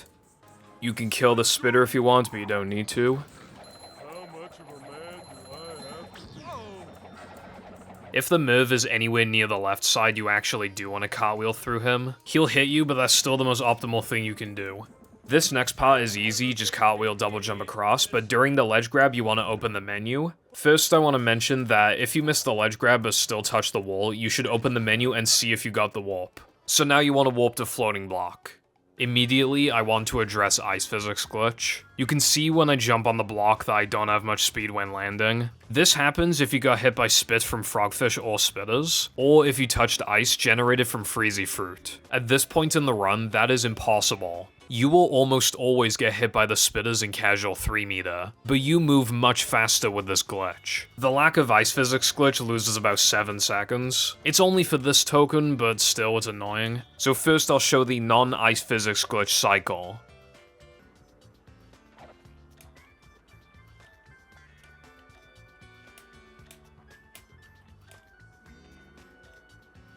Just like walking on ice cream. Ugh.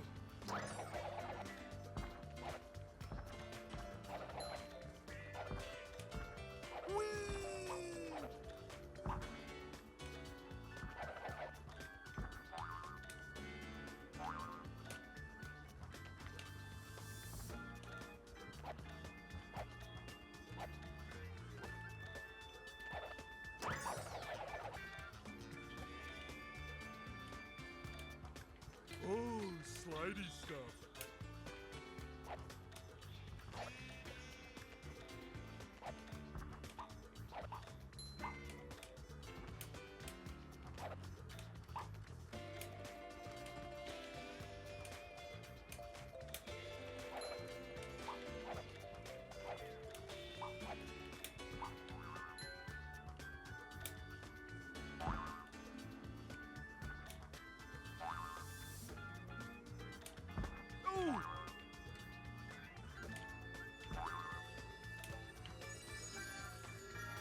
You can bounce on the sides of the trampoline blocks that have the spikes. If you're gonna do that, then before touching the trampoline you want to go neutral, otherwise the spikes will give you some knockback. Also, I could have done that faster, but that was a very realistic demonstration. You can mitigate some time loss, but it's kinda hard.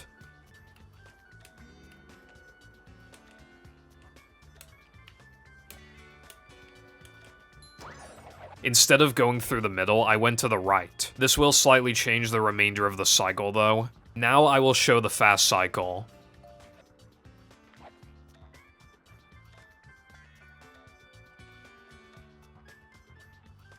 Just like walking on ice cream.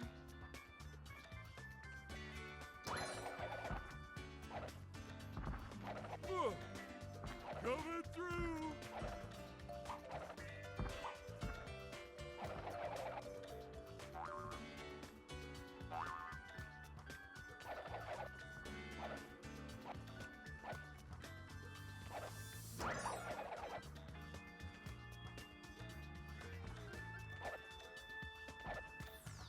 Oh, slidey stuff.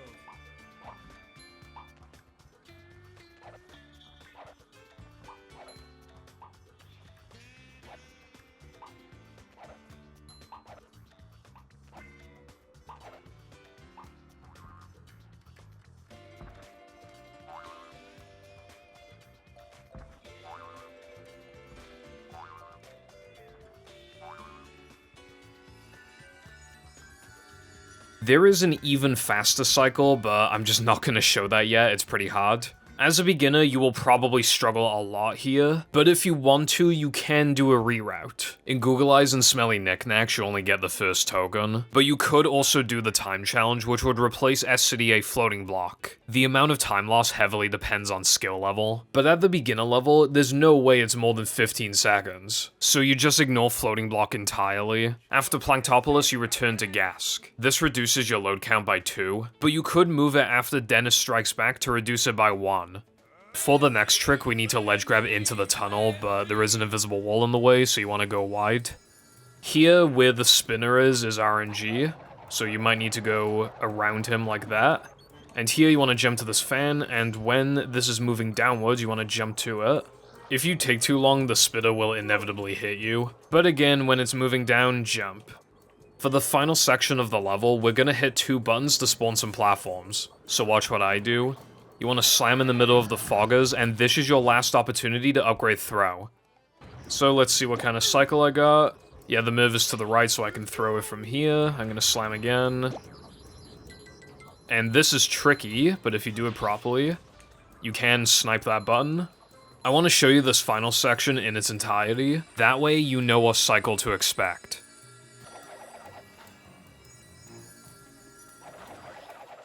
Stop throwing things at me.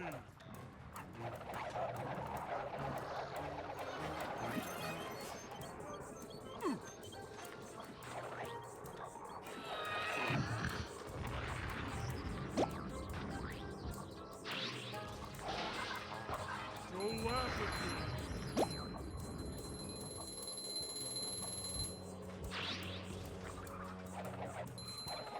I destroy the spawner because it can obstruct your view. If you miss the button, the quickest recovery is to throw another fogger if it's still stunned. Otherwise, it breaks even to slam the button yourself. Try throwing foggers at both buttons though before you try to slam either of them. If you run out of foggers to throw at the moves, then there is a backup. If you walk over here, enemies will spawn, but this is incredibly risky. Or you jump over and kill the move. You need to time this right. If he is too close when jumping here, then he can shoot you off. But if you make it, then you just want to cartwheel him a couple times. This is what I mean, by the way. If you get too close, he'll shoot you off. This last part is really easy. Pick up the melon, walk to the edge of the trampoline, and hold forward and the R trigger. Light as a feather, but heavy as a brick. We do the thinking. Then you pick up the token. Dennis is a short level, but a lot happens. First, I'll be showing the beginner method, which loses about 9 to 10 seconds.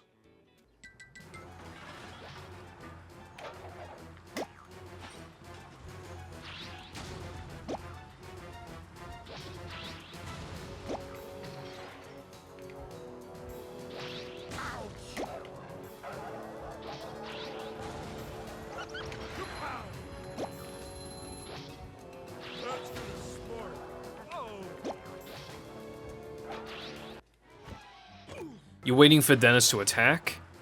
Move to the melon. Hold R for the minimum time it lets you. Do it again on the left side.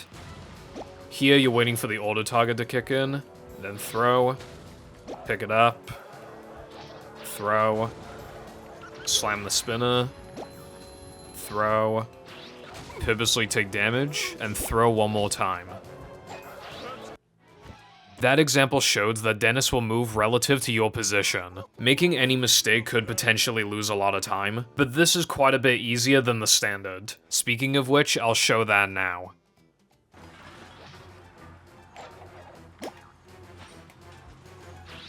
Hold still, you big pink idiot.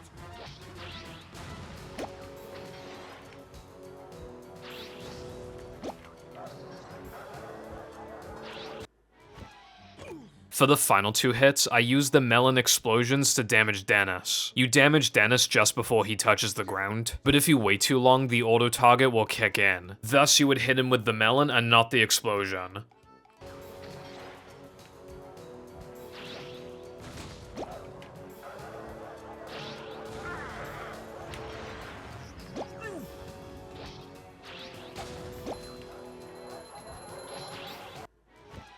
You might also throw the melon too early.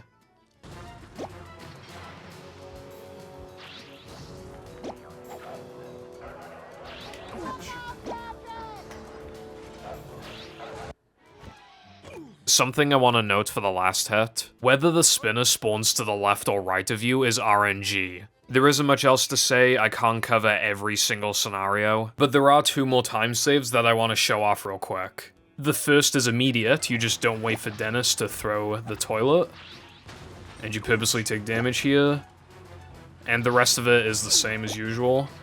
If you throw the melon too early, Dennis will move to a different platform.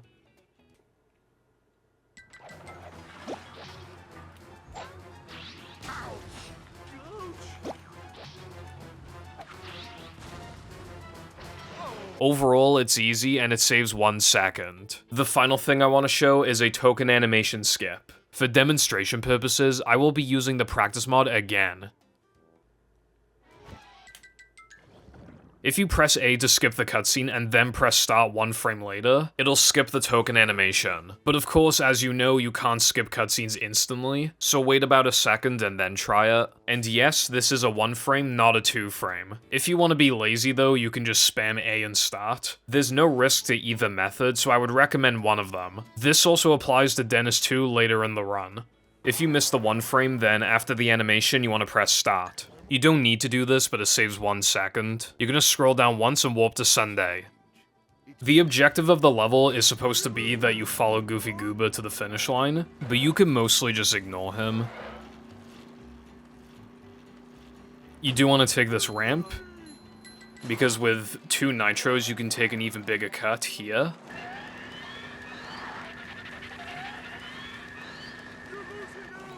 Goob has rubber banding. It's kind of complicated, you don't really need to worry about it much.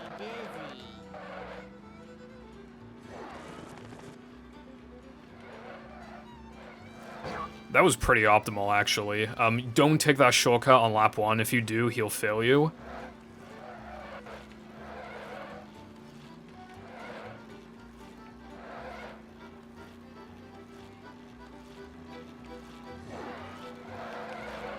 Don't nitro here, we've timed it to be slow.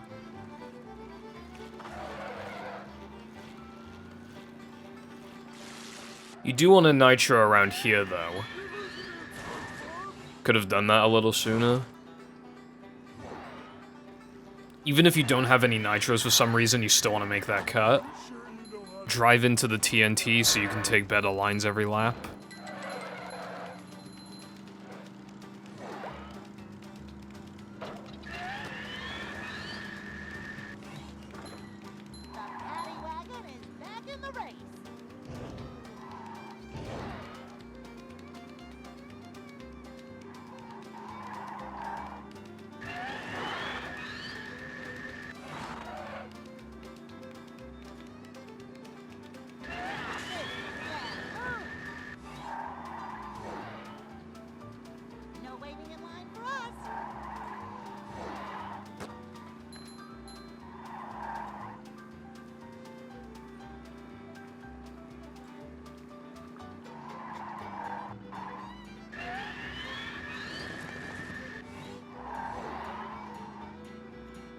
You actually can take the tunnel shortcuts on lap 2 and 3.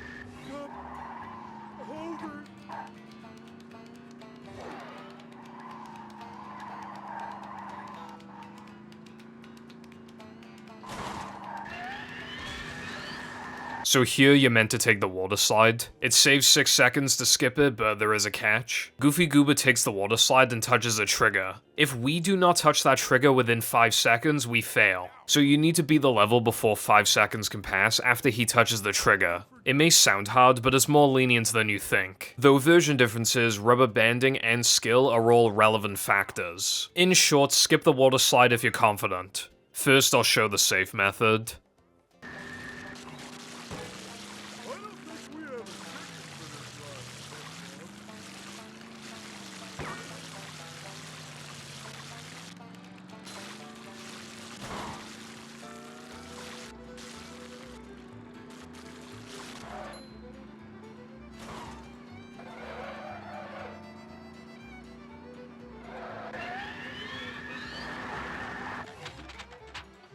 And now I will show the fast method.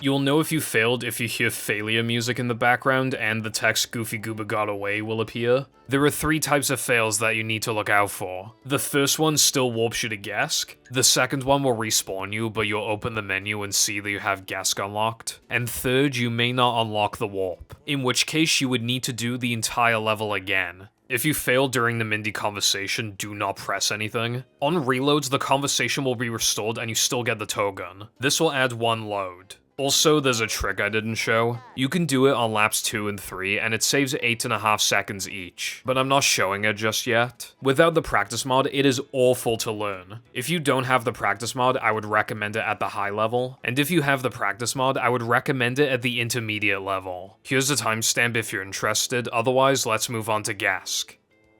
This level is fairly easy, the hardest part is just remembering where to go. The first objective is to hit these faucets. I didn't do that.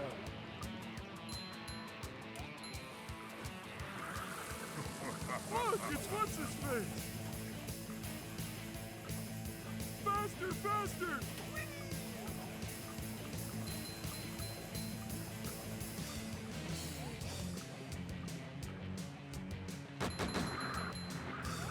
Right back. Face.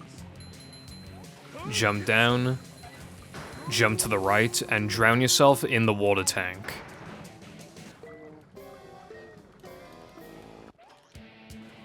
Shortly after respawning, you drop into a trigger. That trigger activates a cutscene, so you want to mash A to jump over the trigger. Next, you want to purposely damage yourself until you have 1 health.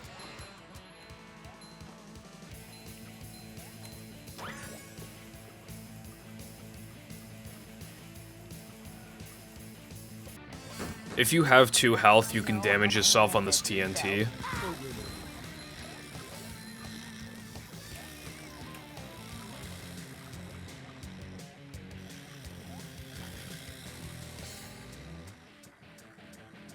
Jump to the red wire.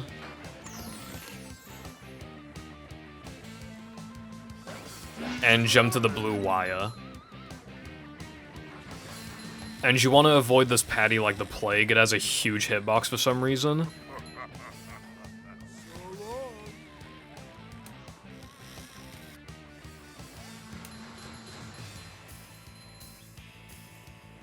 Jump to the orange wire. Friend is how we do things in Bikini Bottom.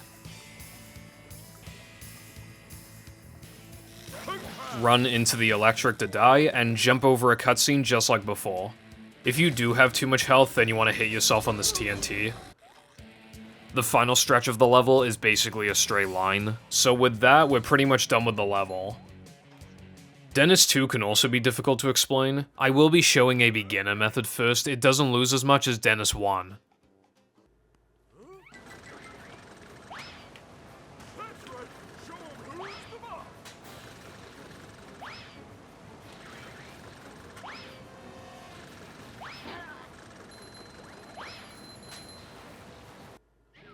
So this strat mainly relies on just hanging at the back. That's a little harder than it looks, but it's not that bad. Upgraded Bowl does huge damage to Dennis, but of course you could just miss him. If the Bowl aura barely touches him, that can do less damage. If you take too long trying to hit him the 4th time, then that can screw everything up.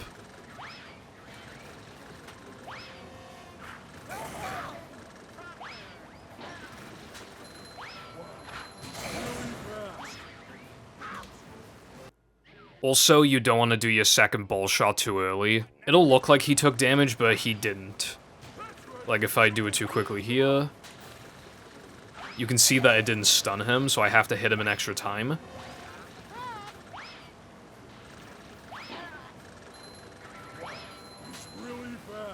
After loading in, you want to skip the cutscene with B. B will skip the cutscene, so it just makes sense since you need a ball afterwards anyway. You don't want to accidentally jump. So skip with B, full charge, slight delay, full charge, immediately full charge, tap, full charge. The harder version of this fight only saves a couple seconds.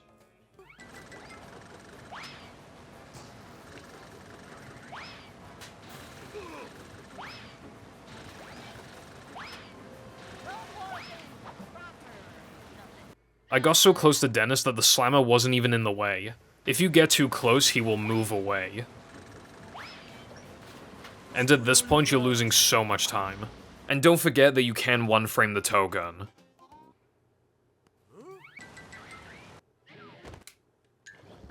Just like in Dennis 1, after collecting the token, you're gonna open the menu. If you did all the beginner stuff, your load count from boot should be 32. If your load count is 30, you want to skip the next step. Otherwise, you're returning to BBBH. So scroll up 9 times and warp to Throwing Through Electric. I wrote this stuff.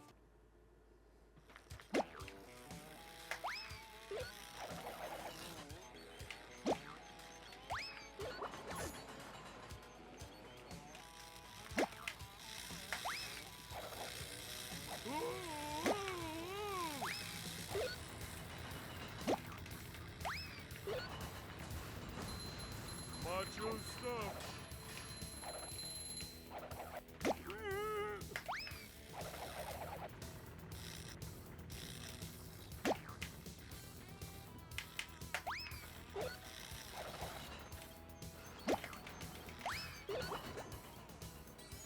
The final section is where players generally mess up. If you need to, you can jump over the electric. If you mess up really early, you can drown yourself to reset the cycle. I will now show the fast cycle.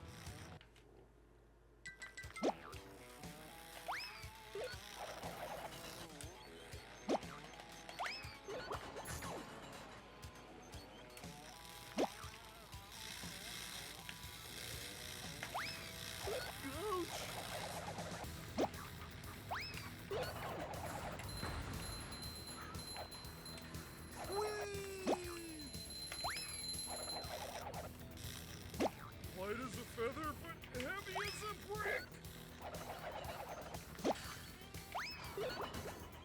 That cycle saves about 5 seconds. You do need to be careful around the piston area, though. You'll notice when going down the slide that it's glitchy. To do it optimally, you want to cartwheel down the slide and jump into the tow gun. Now your load count is most likely 3 loads away from a multiple of 4. We need to get it down to 2 loads away. If it already is, skip the next step. Otherwise, you want to scroll up twice and scroll right 3 times. Because it's optimal, you're gonna burn a 3k floating block load. During the load, hold start. This will force the menu to open as soon as possible. If you don't want to count your loads, there is a backup. You can save the game right now and load the file in the event of a crash. BBBH would be your first load, and then you need to burn 1 more load somewhere else. After that, your load count will be synced up.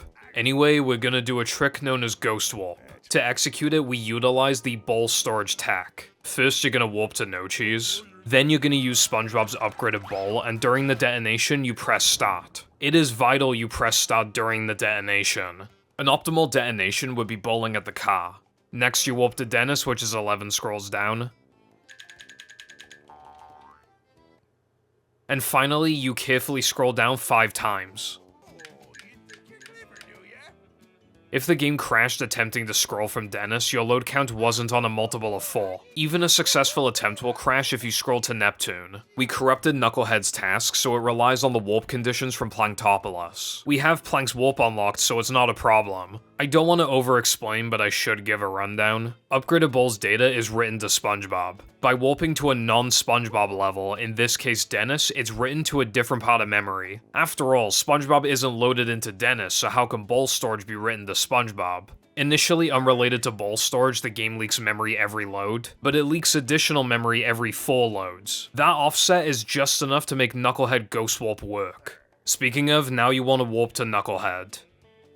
We are supposed to have 50 tokens to unlock the paddy wagon. We are going to do a huge trick to bypass that requirement. So when Mindy talks to you, just press B. It'll force the menu open and default to rubber dub. Afterwards, you're gonna warp to SCDA Spongeball. It'll be 6 scrolls down and 5 scrolls across. It doesn't even matter if you hold forward here, there is a cycle that we have to wait for.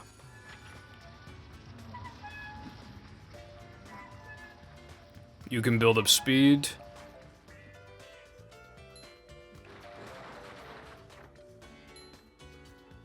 Don't hug the corner there too much.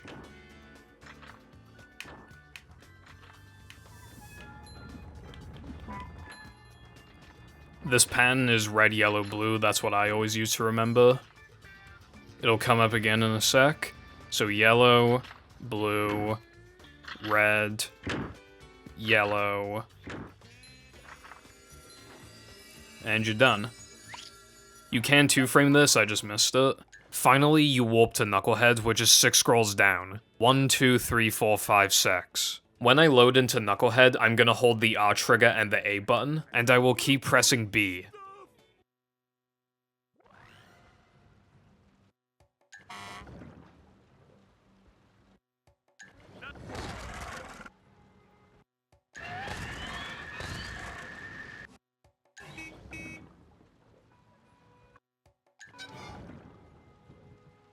I can bring back the paddy wagon, but you'll need more.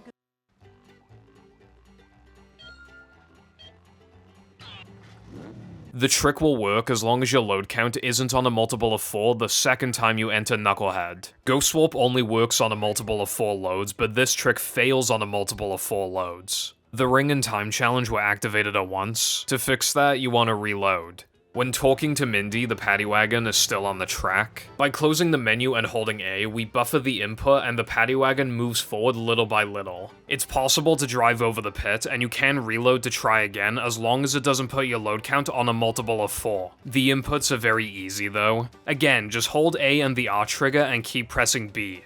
So we wrote to memory again, this time from SCDA Spongeball to Knucklehead. The game gets confused and loads multiple tasks at once. Falling into the pit acts as a scene reset, which then properly executes the effect. As a side note, SpongeBob isn't actually loaded into sliding and driving levels. Sliding and driving SpongeBob are different players entirely, and the SpongeBob that talks to Mindy in these levels is an NPC. Your load count should never be on a multiple of 4, but just in case I want to show something, I'm gonna show you what a Mindy skip fail looks like. I can bring back the paddy wagon, but you'll need more. If I didn't open the menu just then, the game was about to crash. When respawning your angle is different, that's the indication that you failed the trick. In that case, keep pressing B and start until the menu opens. To recover it, you're simply gonna reload Knucklehead and try again. After a successful Mindy skip attempt, your load count will not matter. Finally, I want to show an optimal way of driving into the pit. If you press select at any point before the text box appears, the upgrade menu will open instead of the task menu. The upgrade menu opens faster, and doing this every time saves a few seconds.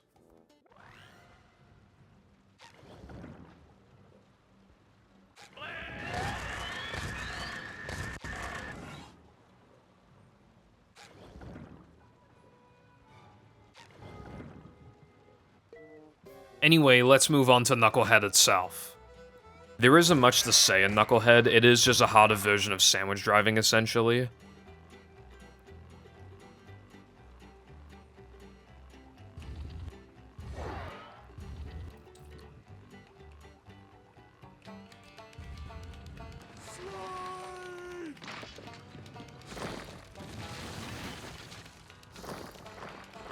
You don't slow down on the off-road if you have oil properties, so instead of grabbing the nitro, it's faster to cut the corner.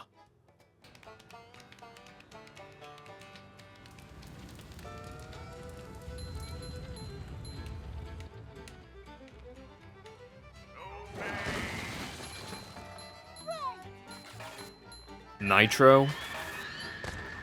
Nitro again. To get the hop just then, you need to go very far left. Don't worry too much, it only saves a quarter of a second. Rough road ahead.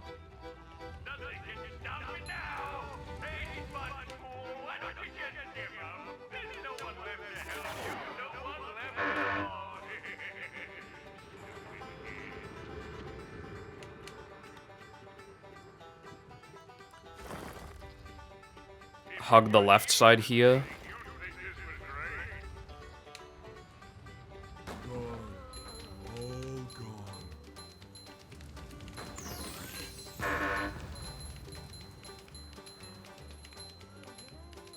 We're doing better now.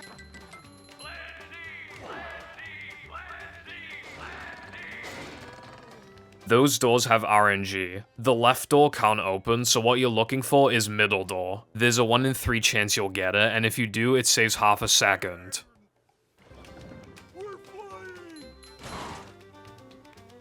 Use 2 nitros to cut across the park. You need to be careful to avoid a softlock here though. If you drive into the bottle, you'll get stuck. And for this part of the park, you want to nitro this way. You need to be very careful when using this nitro. If you nitro too early, you won't get enough height. I like to nitro right after the yellow lines.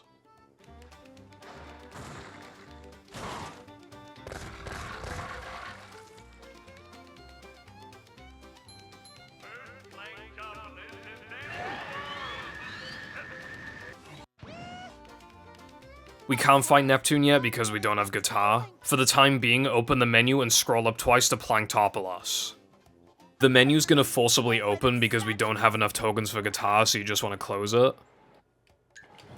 But an optimization you can do after skipping the cutscene, you're gonna hold select and then press B twice. Holding select prioritizes the upgrade menu, so it'll open that instead of the task menu, which is ideal because it opens faster. The next thing you want to do is walk to this button. There's a few ways to cheese this. The first is to stand about here and charge a full ball shot. That loses about 6 seconds. Method 2 is to walk off the box, bash under this button, and then get a ceiling swim. For method 3, we're gonna bash under this button and ledge grab the wall. You want to be standing between these two lines, more so the left one. Then you bash and go left. That's considered the hardest method, and it loses frames compared to method 2. Next, you're gonna make your way to bungee. That's giving us manliness. Corners. This challenge is hard, but there are things that we can do to make it easier. Firstly, you want to prevent the Merv from shooting the targets. The best way to do that is hiding behind this wall and waiting for him to shoot. He plays two different sound effects, one for when he releases his missiles and the other one for when they home in on you.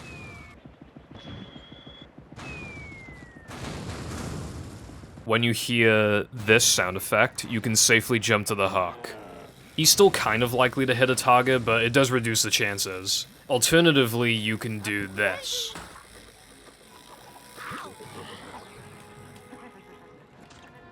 We avoided a trigger so the Merv never spawned. I don't recommend it though because it's pretty hard. If you're really desperate, you can have Hans grab you. The target cycle doesn't actually start until we touch the hook.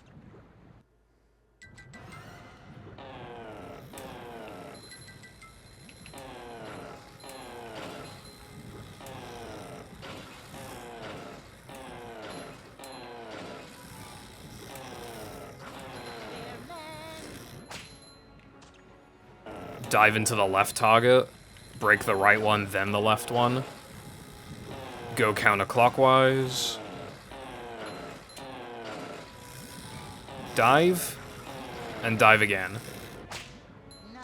You should know this by now, but don't dive too close to the target.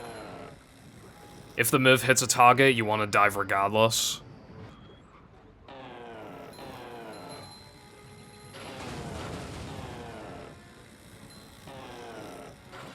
You could also try upgrading health. By the end of the run, you're meant to have 7,000 manlies. As long as you have 9,000 by the end of the run, you can upgrade health. If you have the manlies though, you might be better off upgrading spin during Neptune. Finally, I want to show how to beat this challenge for free. To do that, we need to use box state. To do box state, you want to find a box where its other side hasn't been unlocked. Then you enter the box and warp.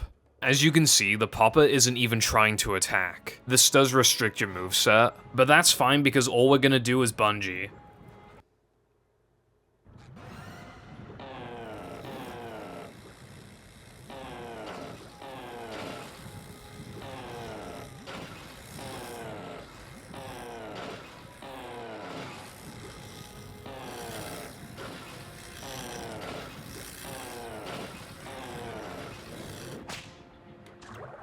When you're done, you want to immediately go back in the box, take the box again, and you won't have box state anymore. Optimally, this loses about 15 to 16 seconds, but also it's faster than dying. When you're done with bungee, you're gonna stand on this box, then you jump up here, make sure you hug the wall. Next, jump this way. We're gonna get back in bounds and there are two ways of doing it. One of them is brain dead but extremely inconsistent, and the other one is consistent but kinda hard. For the free version, you're gonna stand in between this spike and this statue, so get into position and keep holding forward, and eventually it'll clip you back in bounds. It could be instant, but there's no theoretical limit on how long it could take. And here is method 2. The timing on that is very strange. You regain your double jump before you touch the ground. What works for me is jumping sooner than I think I need to.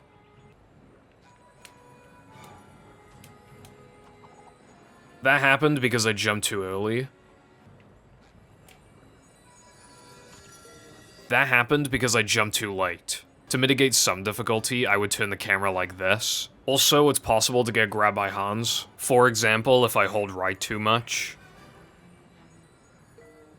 When falling, you either want to go neutral, or you want to turn the camera and walk into the wall. Next, we're going to walk to that porterhead and switch to Patrick. What we're gonna do now is use the Freezy Fruit. Then we're gonna throw this melon on the pressure plate. But there's a bit of jankiness to it. You can't walk off that easily. A visual cue you can use for walking off is having a straight angle here, and walking off in front of the left side of the stem. You can also walk in front of the Freezy Fruit, which is honestly what I would recommend. You need to wait for it to begin growing back though, so you want to intentionally burn frames.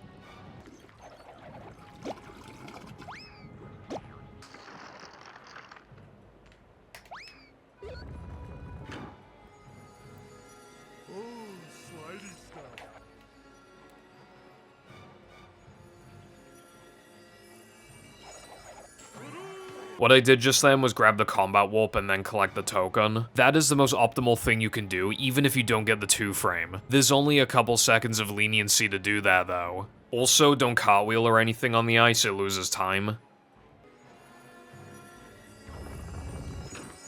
If this happens, there is a backup. You're gonna walk into the corner and press R. So you throw it, pick it up again, throw it on the pressure plate, and then you can collect the token. If you're not fast enough to grab the combat warp, there is something else you can do. Instead, you can just immediately go to the token. Afterwards, you would just freeze the lava and then do combat. As for combat itself, there isn't exactly much to say.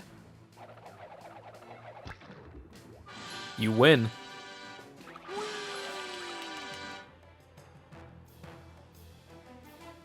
As you can see, I have soft locked. This happens if you cartwheel during the transition after killing the jellyfish.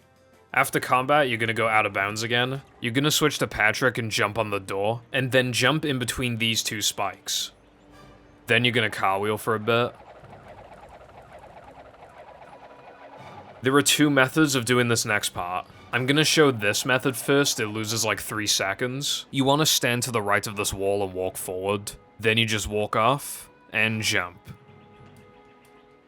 For the faster method, you're gonna go this way and then walk off here. The difficulty comes from being further away from the spot we need to get to, and not seeing the lava when cartwheeling off.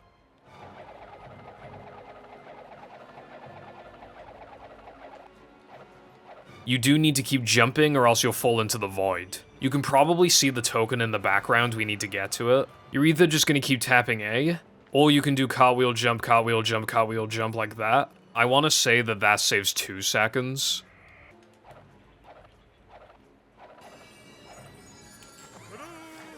You can 2-frame the token, but it's very unreliable. If you haven't done throwing fruit, now is the time to do it. If you're doing GESK backtracking, now is the time to do that. But if you have 40 tokens, you want to warp to the first task. When you talk to Mindy, she'll give you guitar, and immediately you want to upgrade.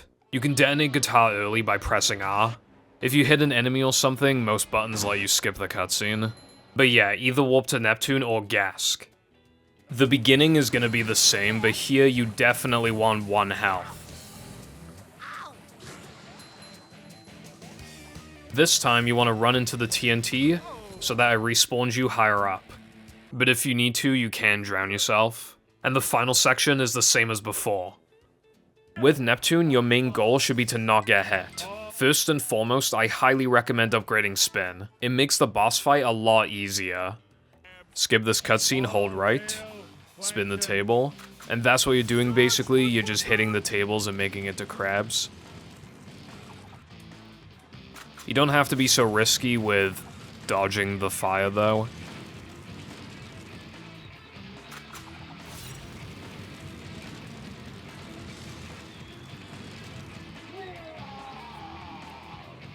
Stand behind crabs.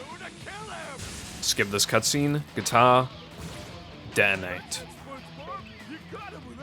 What you're supposed to be aiming for is Neptune's head, but because upgraded guitar's hitbox is so huge, you can just detonate it early and it'll still hit his head. The second hit is going to be effectively the same. If you're waiting for Neptune to stop attacking, a strat you can do is standing on this floorboard. As you can see, Neptune can't hit you. During Neptune's first-person phase, you can also hide behind the tables. Just keep in mind that you lose 2 seconds for each wasted shot. If you get hit, then a good recovery you can do is guitar and detonate. It'll make Neptune start attacking sooner. Now on to phase 2, which is quite a bit easier. There's a laser pattern, but it does not spread across the entirety of the Krusty Krab. Stand here to manip.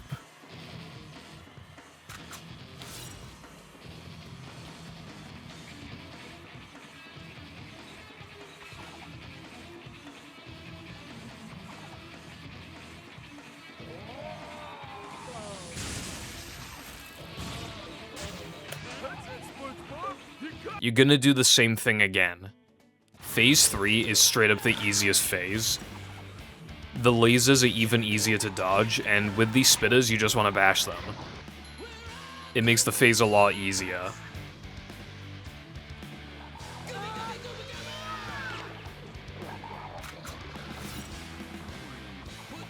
There is a strat exclusive to this phase called the Sam strat, where you just pan the camera down. You can still get hit by the laser's origin, though. And the final hit is going to be exactly the same.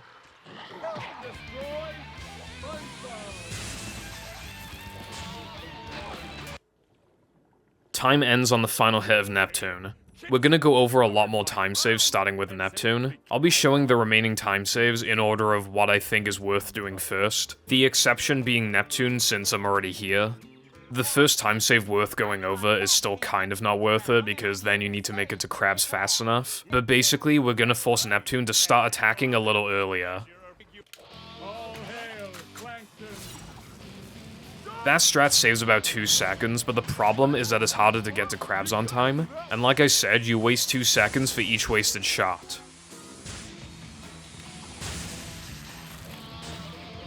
That's it, SpongeBob. You got him. The time save comes from being closer to Neptune. By spinning at the right time, Neptune's attack phases through you. It is much harder in phase 1 though. As you saw, you can jump instead. It is personal preference, I just don't like that method. The final time save I want to go over is Unupgraded Guitar. Upgraded Guitar is unnecessary until Neptune's first hit, and Unupgraded Guitar has a slightly shorter animation. Alright. All hail, Plankton. Kill him.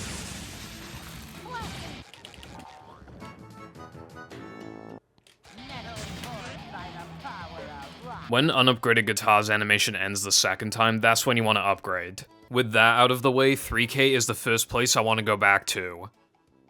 The first time save I want to show here is steamed early, it saves over 20 seconds. Instead of doing SpongeBall now, you're simply going to get the warp. Then we are going to do this. Hey, Lloyd. You're the one about Sponge and made him. Goo has 2 layers, and one of them is the damage layer. You can just fall through because the damage layer isn't here. Once again, we're gonna do some ceiling swimming. Don't press A too fast though, or else you'll fall. So just walk under, and then tap, tap, tap. Next, you're gonna go this way. I like to line it up like this, but where you're aiming for is over here. You can take as long as you want to line this up. Again, keep in mind this does save over 20 seconds. There is a rock a little to the left of us out of bounds, so when you're ready, you're gonna fall and do a double jump spin. Make sure that you're standing towards the top of the rock to avoid a death. Then you bash boost to another rock out of bounds. Boing. Out. Be careful with the second bash boost, you want to go like around the wall. Up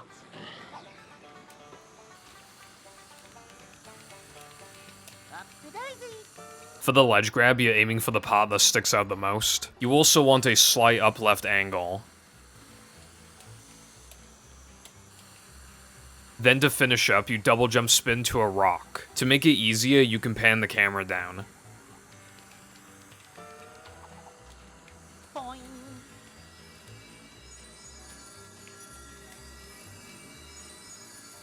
For a slight optimization, you can do a ceiling swim here. You probably shouldn't do it, it's kinda hard and it doesn't save much. The next thing you want to do is die in the cacti.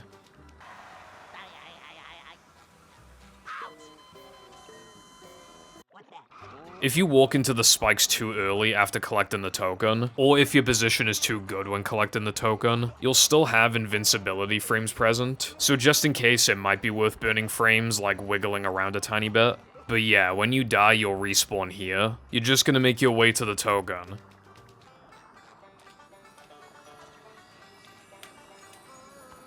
Yeah, wet for me. Then you would do bungee, and afterwards you would open the menu and warp to Spongeball. For maximum time save, this does rely on you two-framing the bungee token, and after Spongeball you would warp to Steamed. There is more to go over, but first I want to show an additional time save that you can do. This changes how you approach the tokens again, and it doesn't save that much, maybe about 2.5 seconds, but it doesn't rely on you two-framing the bungee token, so you might prefer it. It is known as the bounceless route. You can prevent the cutscene from playing entirely. Just before hitting the button, you have a 3-frame window to press start. And the other thing is that you can buffer this. From here, you would just warp to bungee, and after bungee, you would see that the bounce token is present, so you just collect it as normal. We're gonna go out of bounds again, but obviously the initial approach is different. So you're gonna jump over the rock, and spin the slammer twice, and then you can do the trick. After dying in the cacti, you'll spawn around here. You need to make it to the SpongeBob pad so you can either do a bash boost, or you can bash the plank, which saves frames. The good thing about Bounceless is that if you miss it and have to watch the cutscene, then you can just revert the route. If you get hit by the slammer, then just grab this patty. Then when you die in the cacti, you'll spawn around here instead. Your positioning is awkward, so you only want to bash boost across. From the steamed area, you're gonna go to floating block.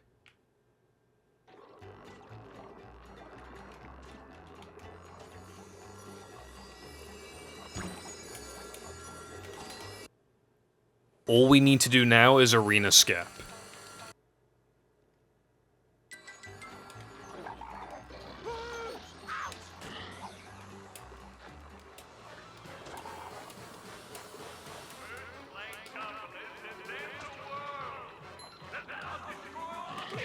The spitter hit me just then, which is bad for ice physics glitch, but you can still prevent that if you stand still for a sec.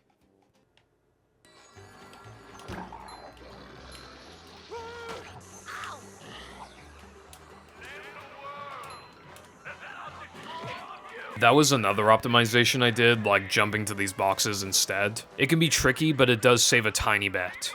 If you fall here, then that's fine, just walk up and then double jump. But yeah, that's the entirety of Steamed Early. There is one more thing I want to go over though. It is known as Floating Block Late. You get the Floating Block warp and then do arena skip. Then you would warp to Floating Block later in the run, and at the end of Floating Block you would 2-frame the tow gun. This saves 12 seconds because you skip the load, the token animation, and the fade out. Firstly, this is far more risky without buffers. Second, you need to change your route. You can do this after collecting the end level token for 3k, but you shouldn't. If you do that, you lose 1 second because you skip the fade out. Third, there's not much leniency for when you can do it later. It's ideal to do 3k floating block immediately after BBBH Spongeball. That is to get the cartwheel boost at the beginning. Alternatively, you could move 3k bungee to just before floating block, but that's only viable with the bounceless route. I will quickly show a 2-frame setup for if you can't use buffers.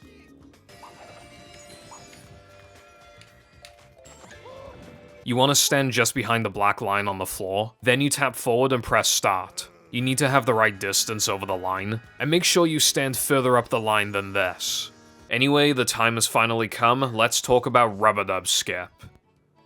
You'll need to spend a while learning this trick. There's a lot of steps to it, and you want to do it twice.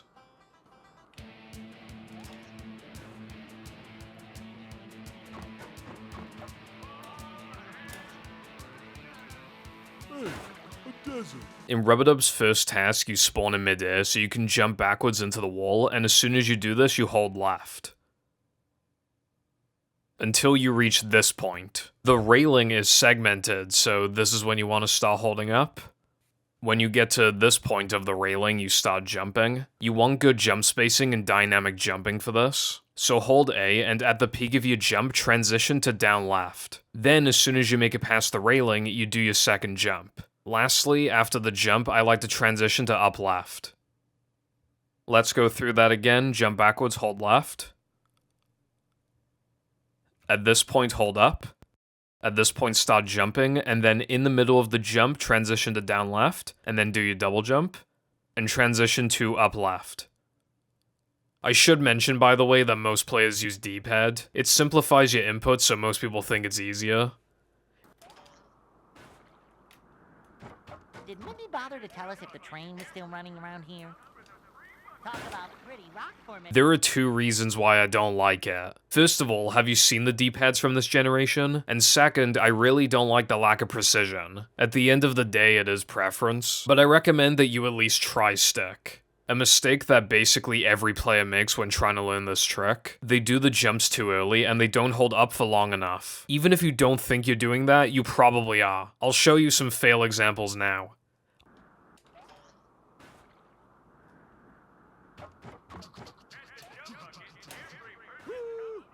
Of course, it's also possible to do those inputs too late.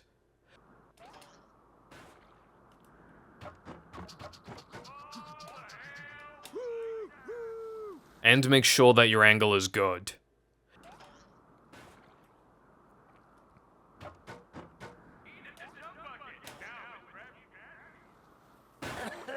What happened just then is known as wood frame. You get an extended boost if you press A the frame you touch the wood. This gives you so much more leniency to the point where a lot of your successful attempts starting out will probably be because of wood frame. But anyway, there's a couple more things I want to go over. First of all, you don't have to double jump backwards, you can single jump. That's very minor, it only saves frames. And second, you can cut part of the setup. That is harder because you have less time to react, and you need to adjust the camera more. It only saves 1 second, so I wouldn't recommend it. Consistency is extremely important with this trick. Speaking of, the way that you approach this trick in Rub-a-Dub 2 is a little different. Still running.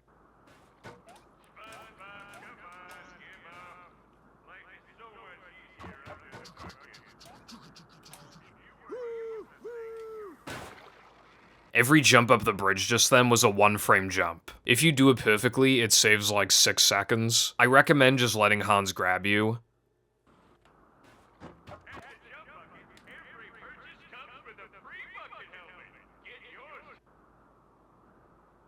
The problem with the 1-frame jumps is that more often than not, you're gonna miss them. And for most people, it's not even much time save. That's pretty much everything I wanted to cover regarding Rub-a-Dub Skip, so the next level I want to return to is Now That We're Men.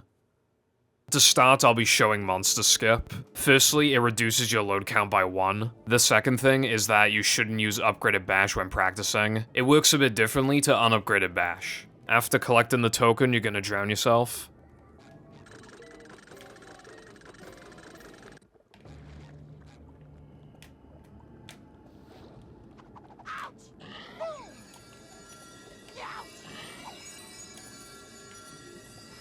After respawning, you want to hold up until you reach this line. It's a bit faint, hopefully you can see it. You'll start sloping down if you go any further than this. Then you're going to turn the camera like this. You'll know you set it up properly because when the monster fully extends its mouth, it'll reach the edge of the pillar. And you jump when the monster has fully extended its mouth. And you want good jumps.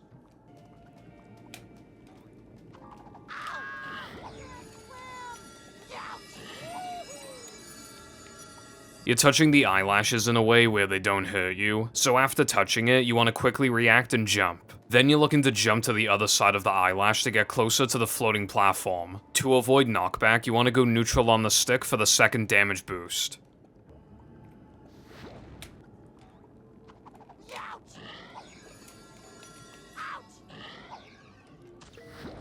That would have worked if I just went neutral. This isn't incredibly common, but I actually like to pan the camera down for the second jump. It does add an extra input, but it makes it a lot easier to land on the eyelash.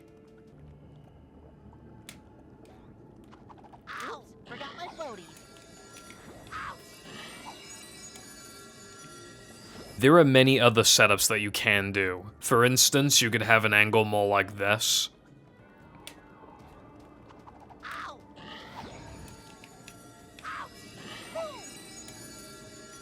There's also a setup where you line yourself in between 2 Manleys in the background.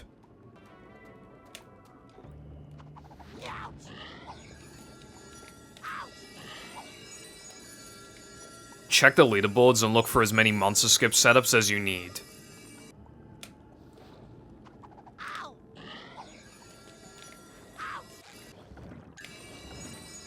That's known as Monster Buffer. It saves like half a second, you shouldn't do it. Anyway, to finish up the Monster Skip route, you're gonna go on the trampoline. Then you enter Floating Block. After Floating Block, you walk to the end. The next thing I want to show is the token animation skip for Floating Block. This is a slightly less complicated version of 3K Floating Block Lite.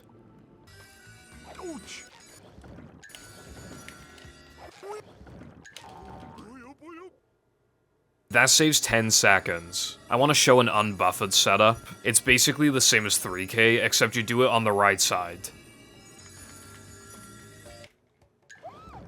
This time save is kind of linked to another time save though. It is known as Bungee Light. In short, we're getting the bungee warp in Area 1, and we warp to it after buffering Floating Block. There are two methods for bungee late. The first one I'm showing saves 2 seconds, and the other one saves 7. As soon as you touch the ground here, you're gonna tap B, and then you're gonna grab the warp.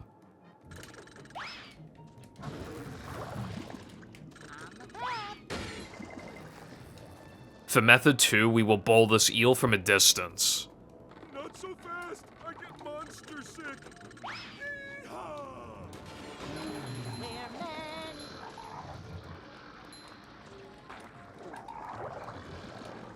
This really isn't as hard as it looks. If you bowl too far forward, it won't travel far. Try to stand as far back as you can. You also don't need to do a direct shot like I did.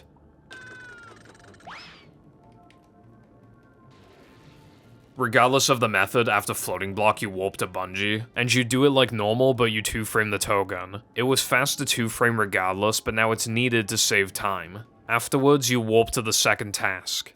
And with that, the next level I want to return to is Sandwich Driving.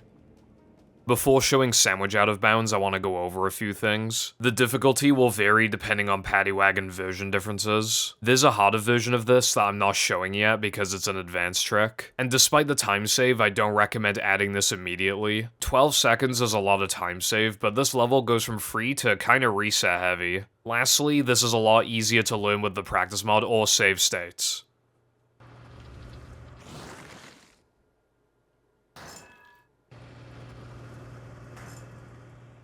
Are we going the right way?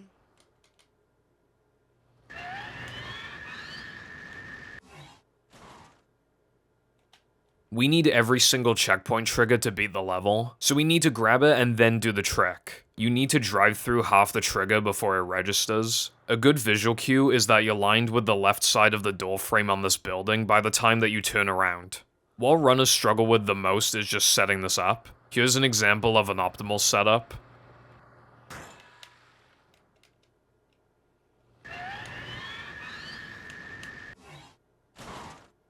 But most runners set it up more like this. I think we should turn around.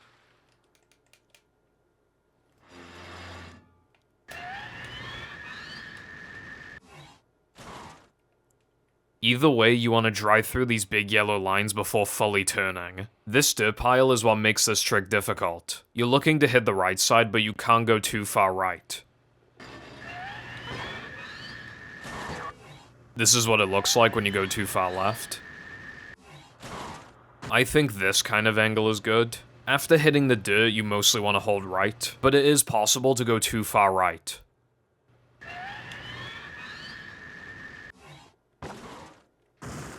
There's invisible walls to account for, I'll show them on screen now. Now that I've explained everything, I'll show it off in its entirety. So, turn around. It saves frames to nitro here after the turn, but I don't recommend it. I think we should turn around. After the yellow lines fully turn, aim, nitro, hold right. Sandwich driving is done, our next stop is SCDA.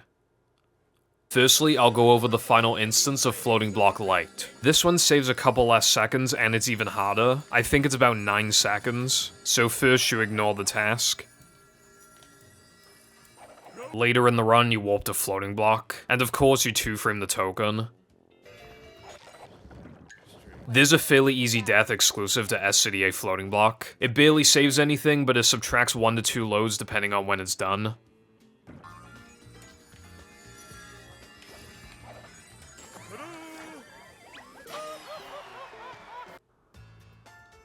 Just before respawning, there's a small window to press start. This lets you open the menu a little faster. Most runners do backtracking when setting up Mindy skip. Bowl storage is active, so the order would be specific. The chain would be Knucklehead, Throwing Fruit, SCDA Floating Block, SCDA Spongeball, Knucklehead. You can move Floating Block to after Dennis 1 though. You could also do it after Planktopolis. Also, while a bit tough, you can do a ledge grab skip.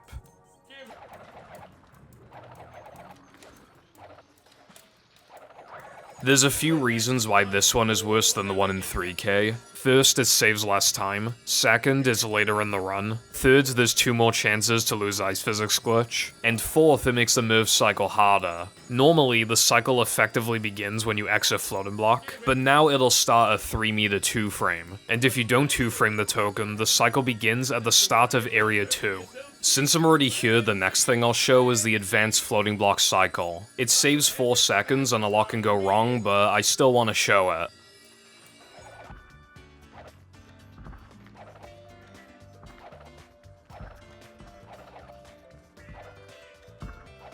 Jumping, jumper, jumperoo!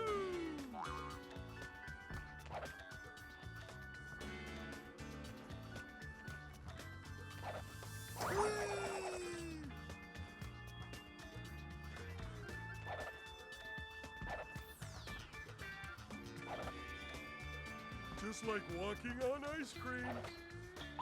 Ouch!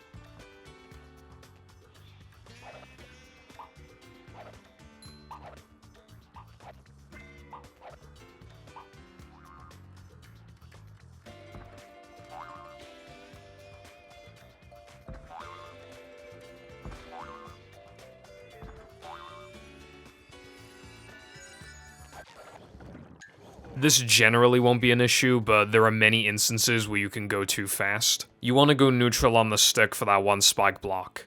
The third thing I'll be showing is TNT Circ. This saves 8 seconds over the Circ Drown method, and over the Swinger method it saves 5.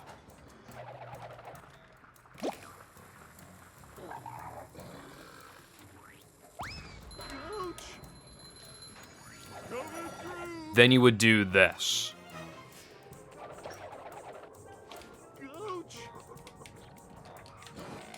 Then for a while, you'll only have 1 health. I especially recommend this if you go to buffers. This damage boost is actually not a 1 frame, but if you're too close to the edge, it will be a 1 frame. Reminder as well that buffers give you extra height, making it even easier to skip the ledge grab. You need to pick up this TNT, but it's slightly harder than it looks. I like to stand in the corner and hold left. If you accidentally triggered the TNT, then don't worry. The TNT timer resets when you pick it up.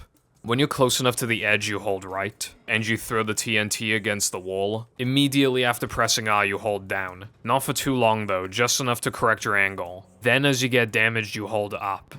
Go into the corner, hold left, pick it up. Right plus R, hold down, hold up. Even if you get the ledge grab here, it still breaks even with Circ Light. Speaking of, the final thing I want to show in this level is Circ Light. Reminder though that it adds a load and it loses 2 seconds over TNT Circ.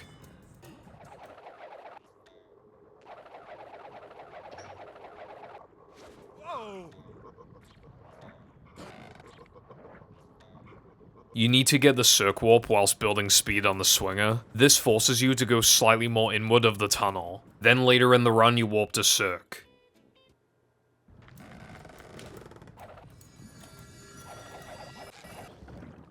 You either want to use the practice mod, or you must ensure that your save file doesn't have the Circ Warp. That's all for SCDA, so let's return to Sundae. First, I will show Spiral Skip, which is easiest on NTSCOG. It saves 17 seconds if done twice, but remember that on lap 3 you would also be skipping the water slide. This also means that you can't do the trick on lap 1.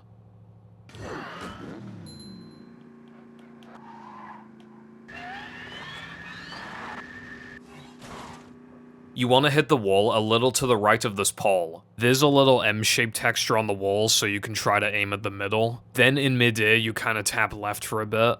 If you go too far left, you'll get a bounce that loses a small amount of time. And if you go even further left, you'll go out of bounds. There is a soft lock, but you can prevent it.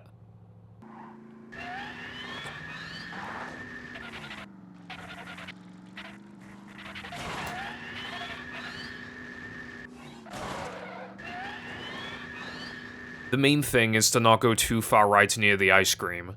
There's only one more thing to cover in this level, and that is Sundae Jump. This trick is harder, saves 4 seconds, and can only be done on lap 3.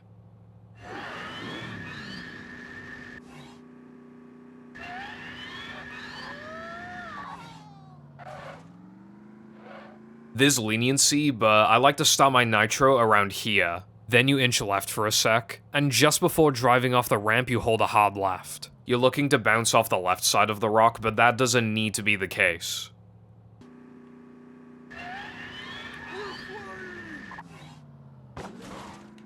In case you missed the trick, you want to stack a few nitros to reduce time loss.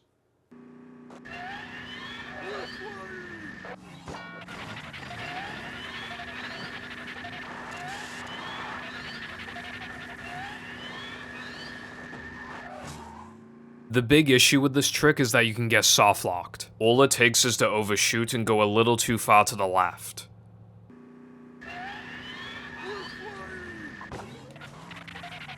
We are close to the end, but first I want to revisit BBBH. The only thing to show here is fast corkscrew. This is an advanced cycle for BBBH Spongeball that saves 9.5 seconds.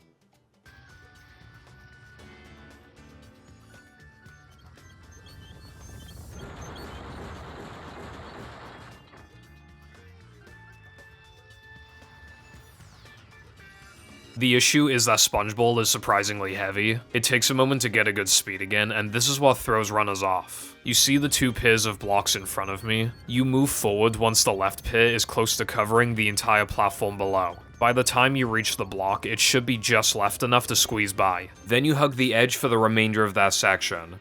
As for the corkscrew, you're looking to hit the corner. If you barely avoided death on the braking platforms, then for the corkscrew, you may need to move the stick slightly up left. Also, it doesn't help that this trick is very slow to practice, and I don't know if you want the stress of fast corkscrew just before doing Rub-a-Dub 2. I will show the cycle again.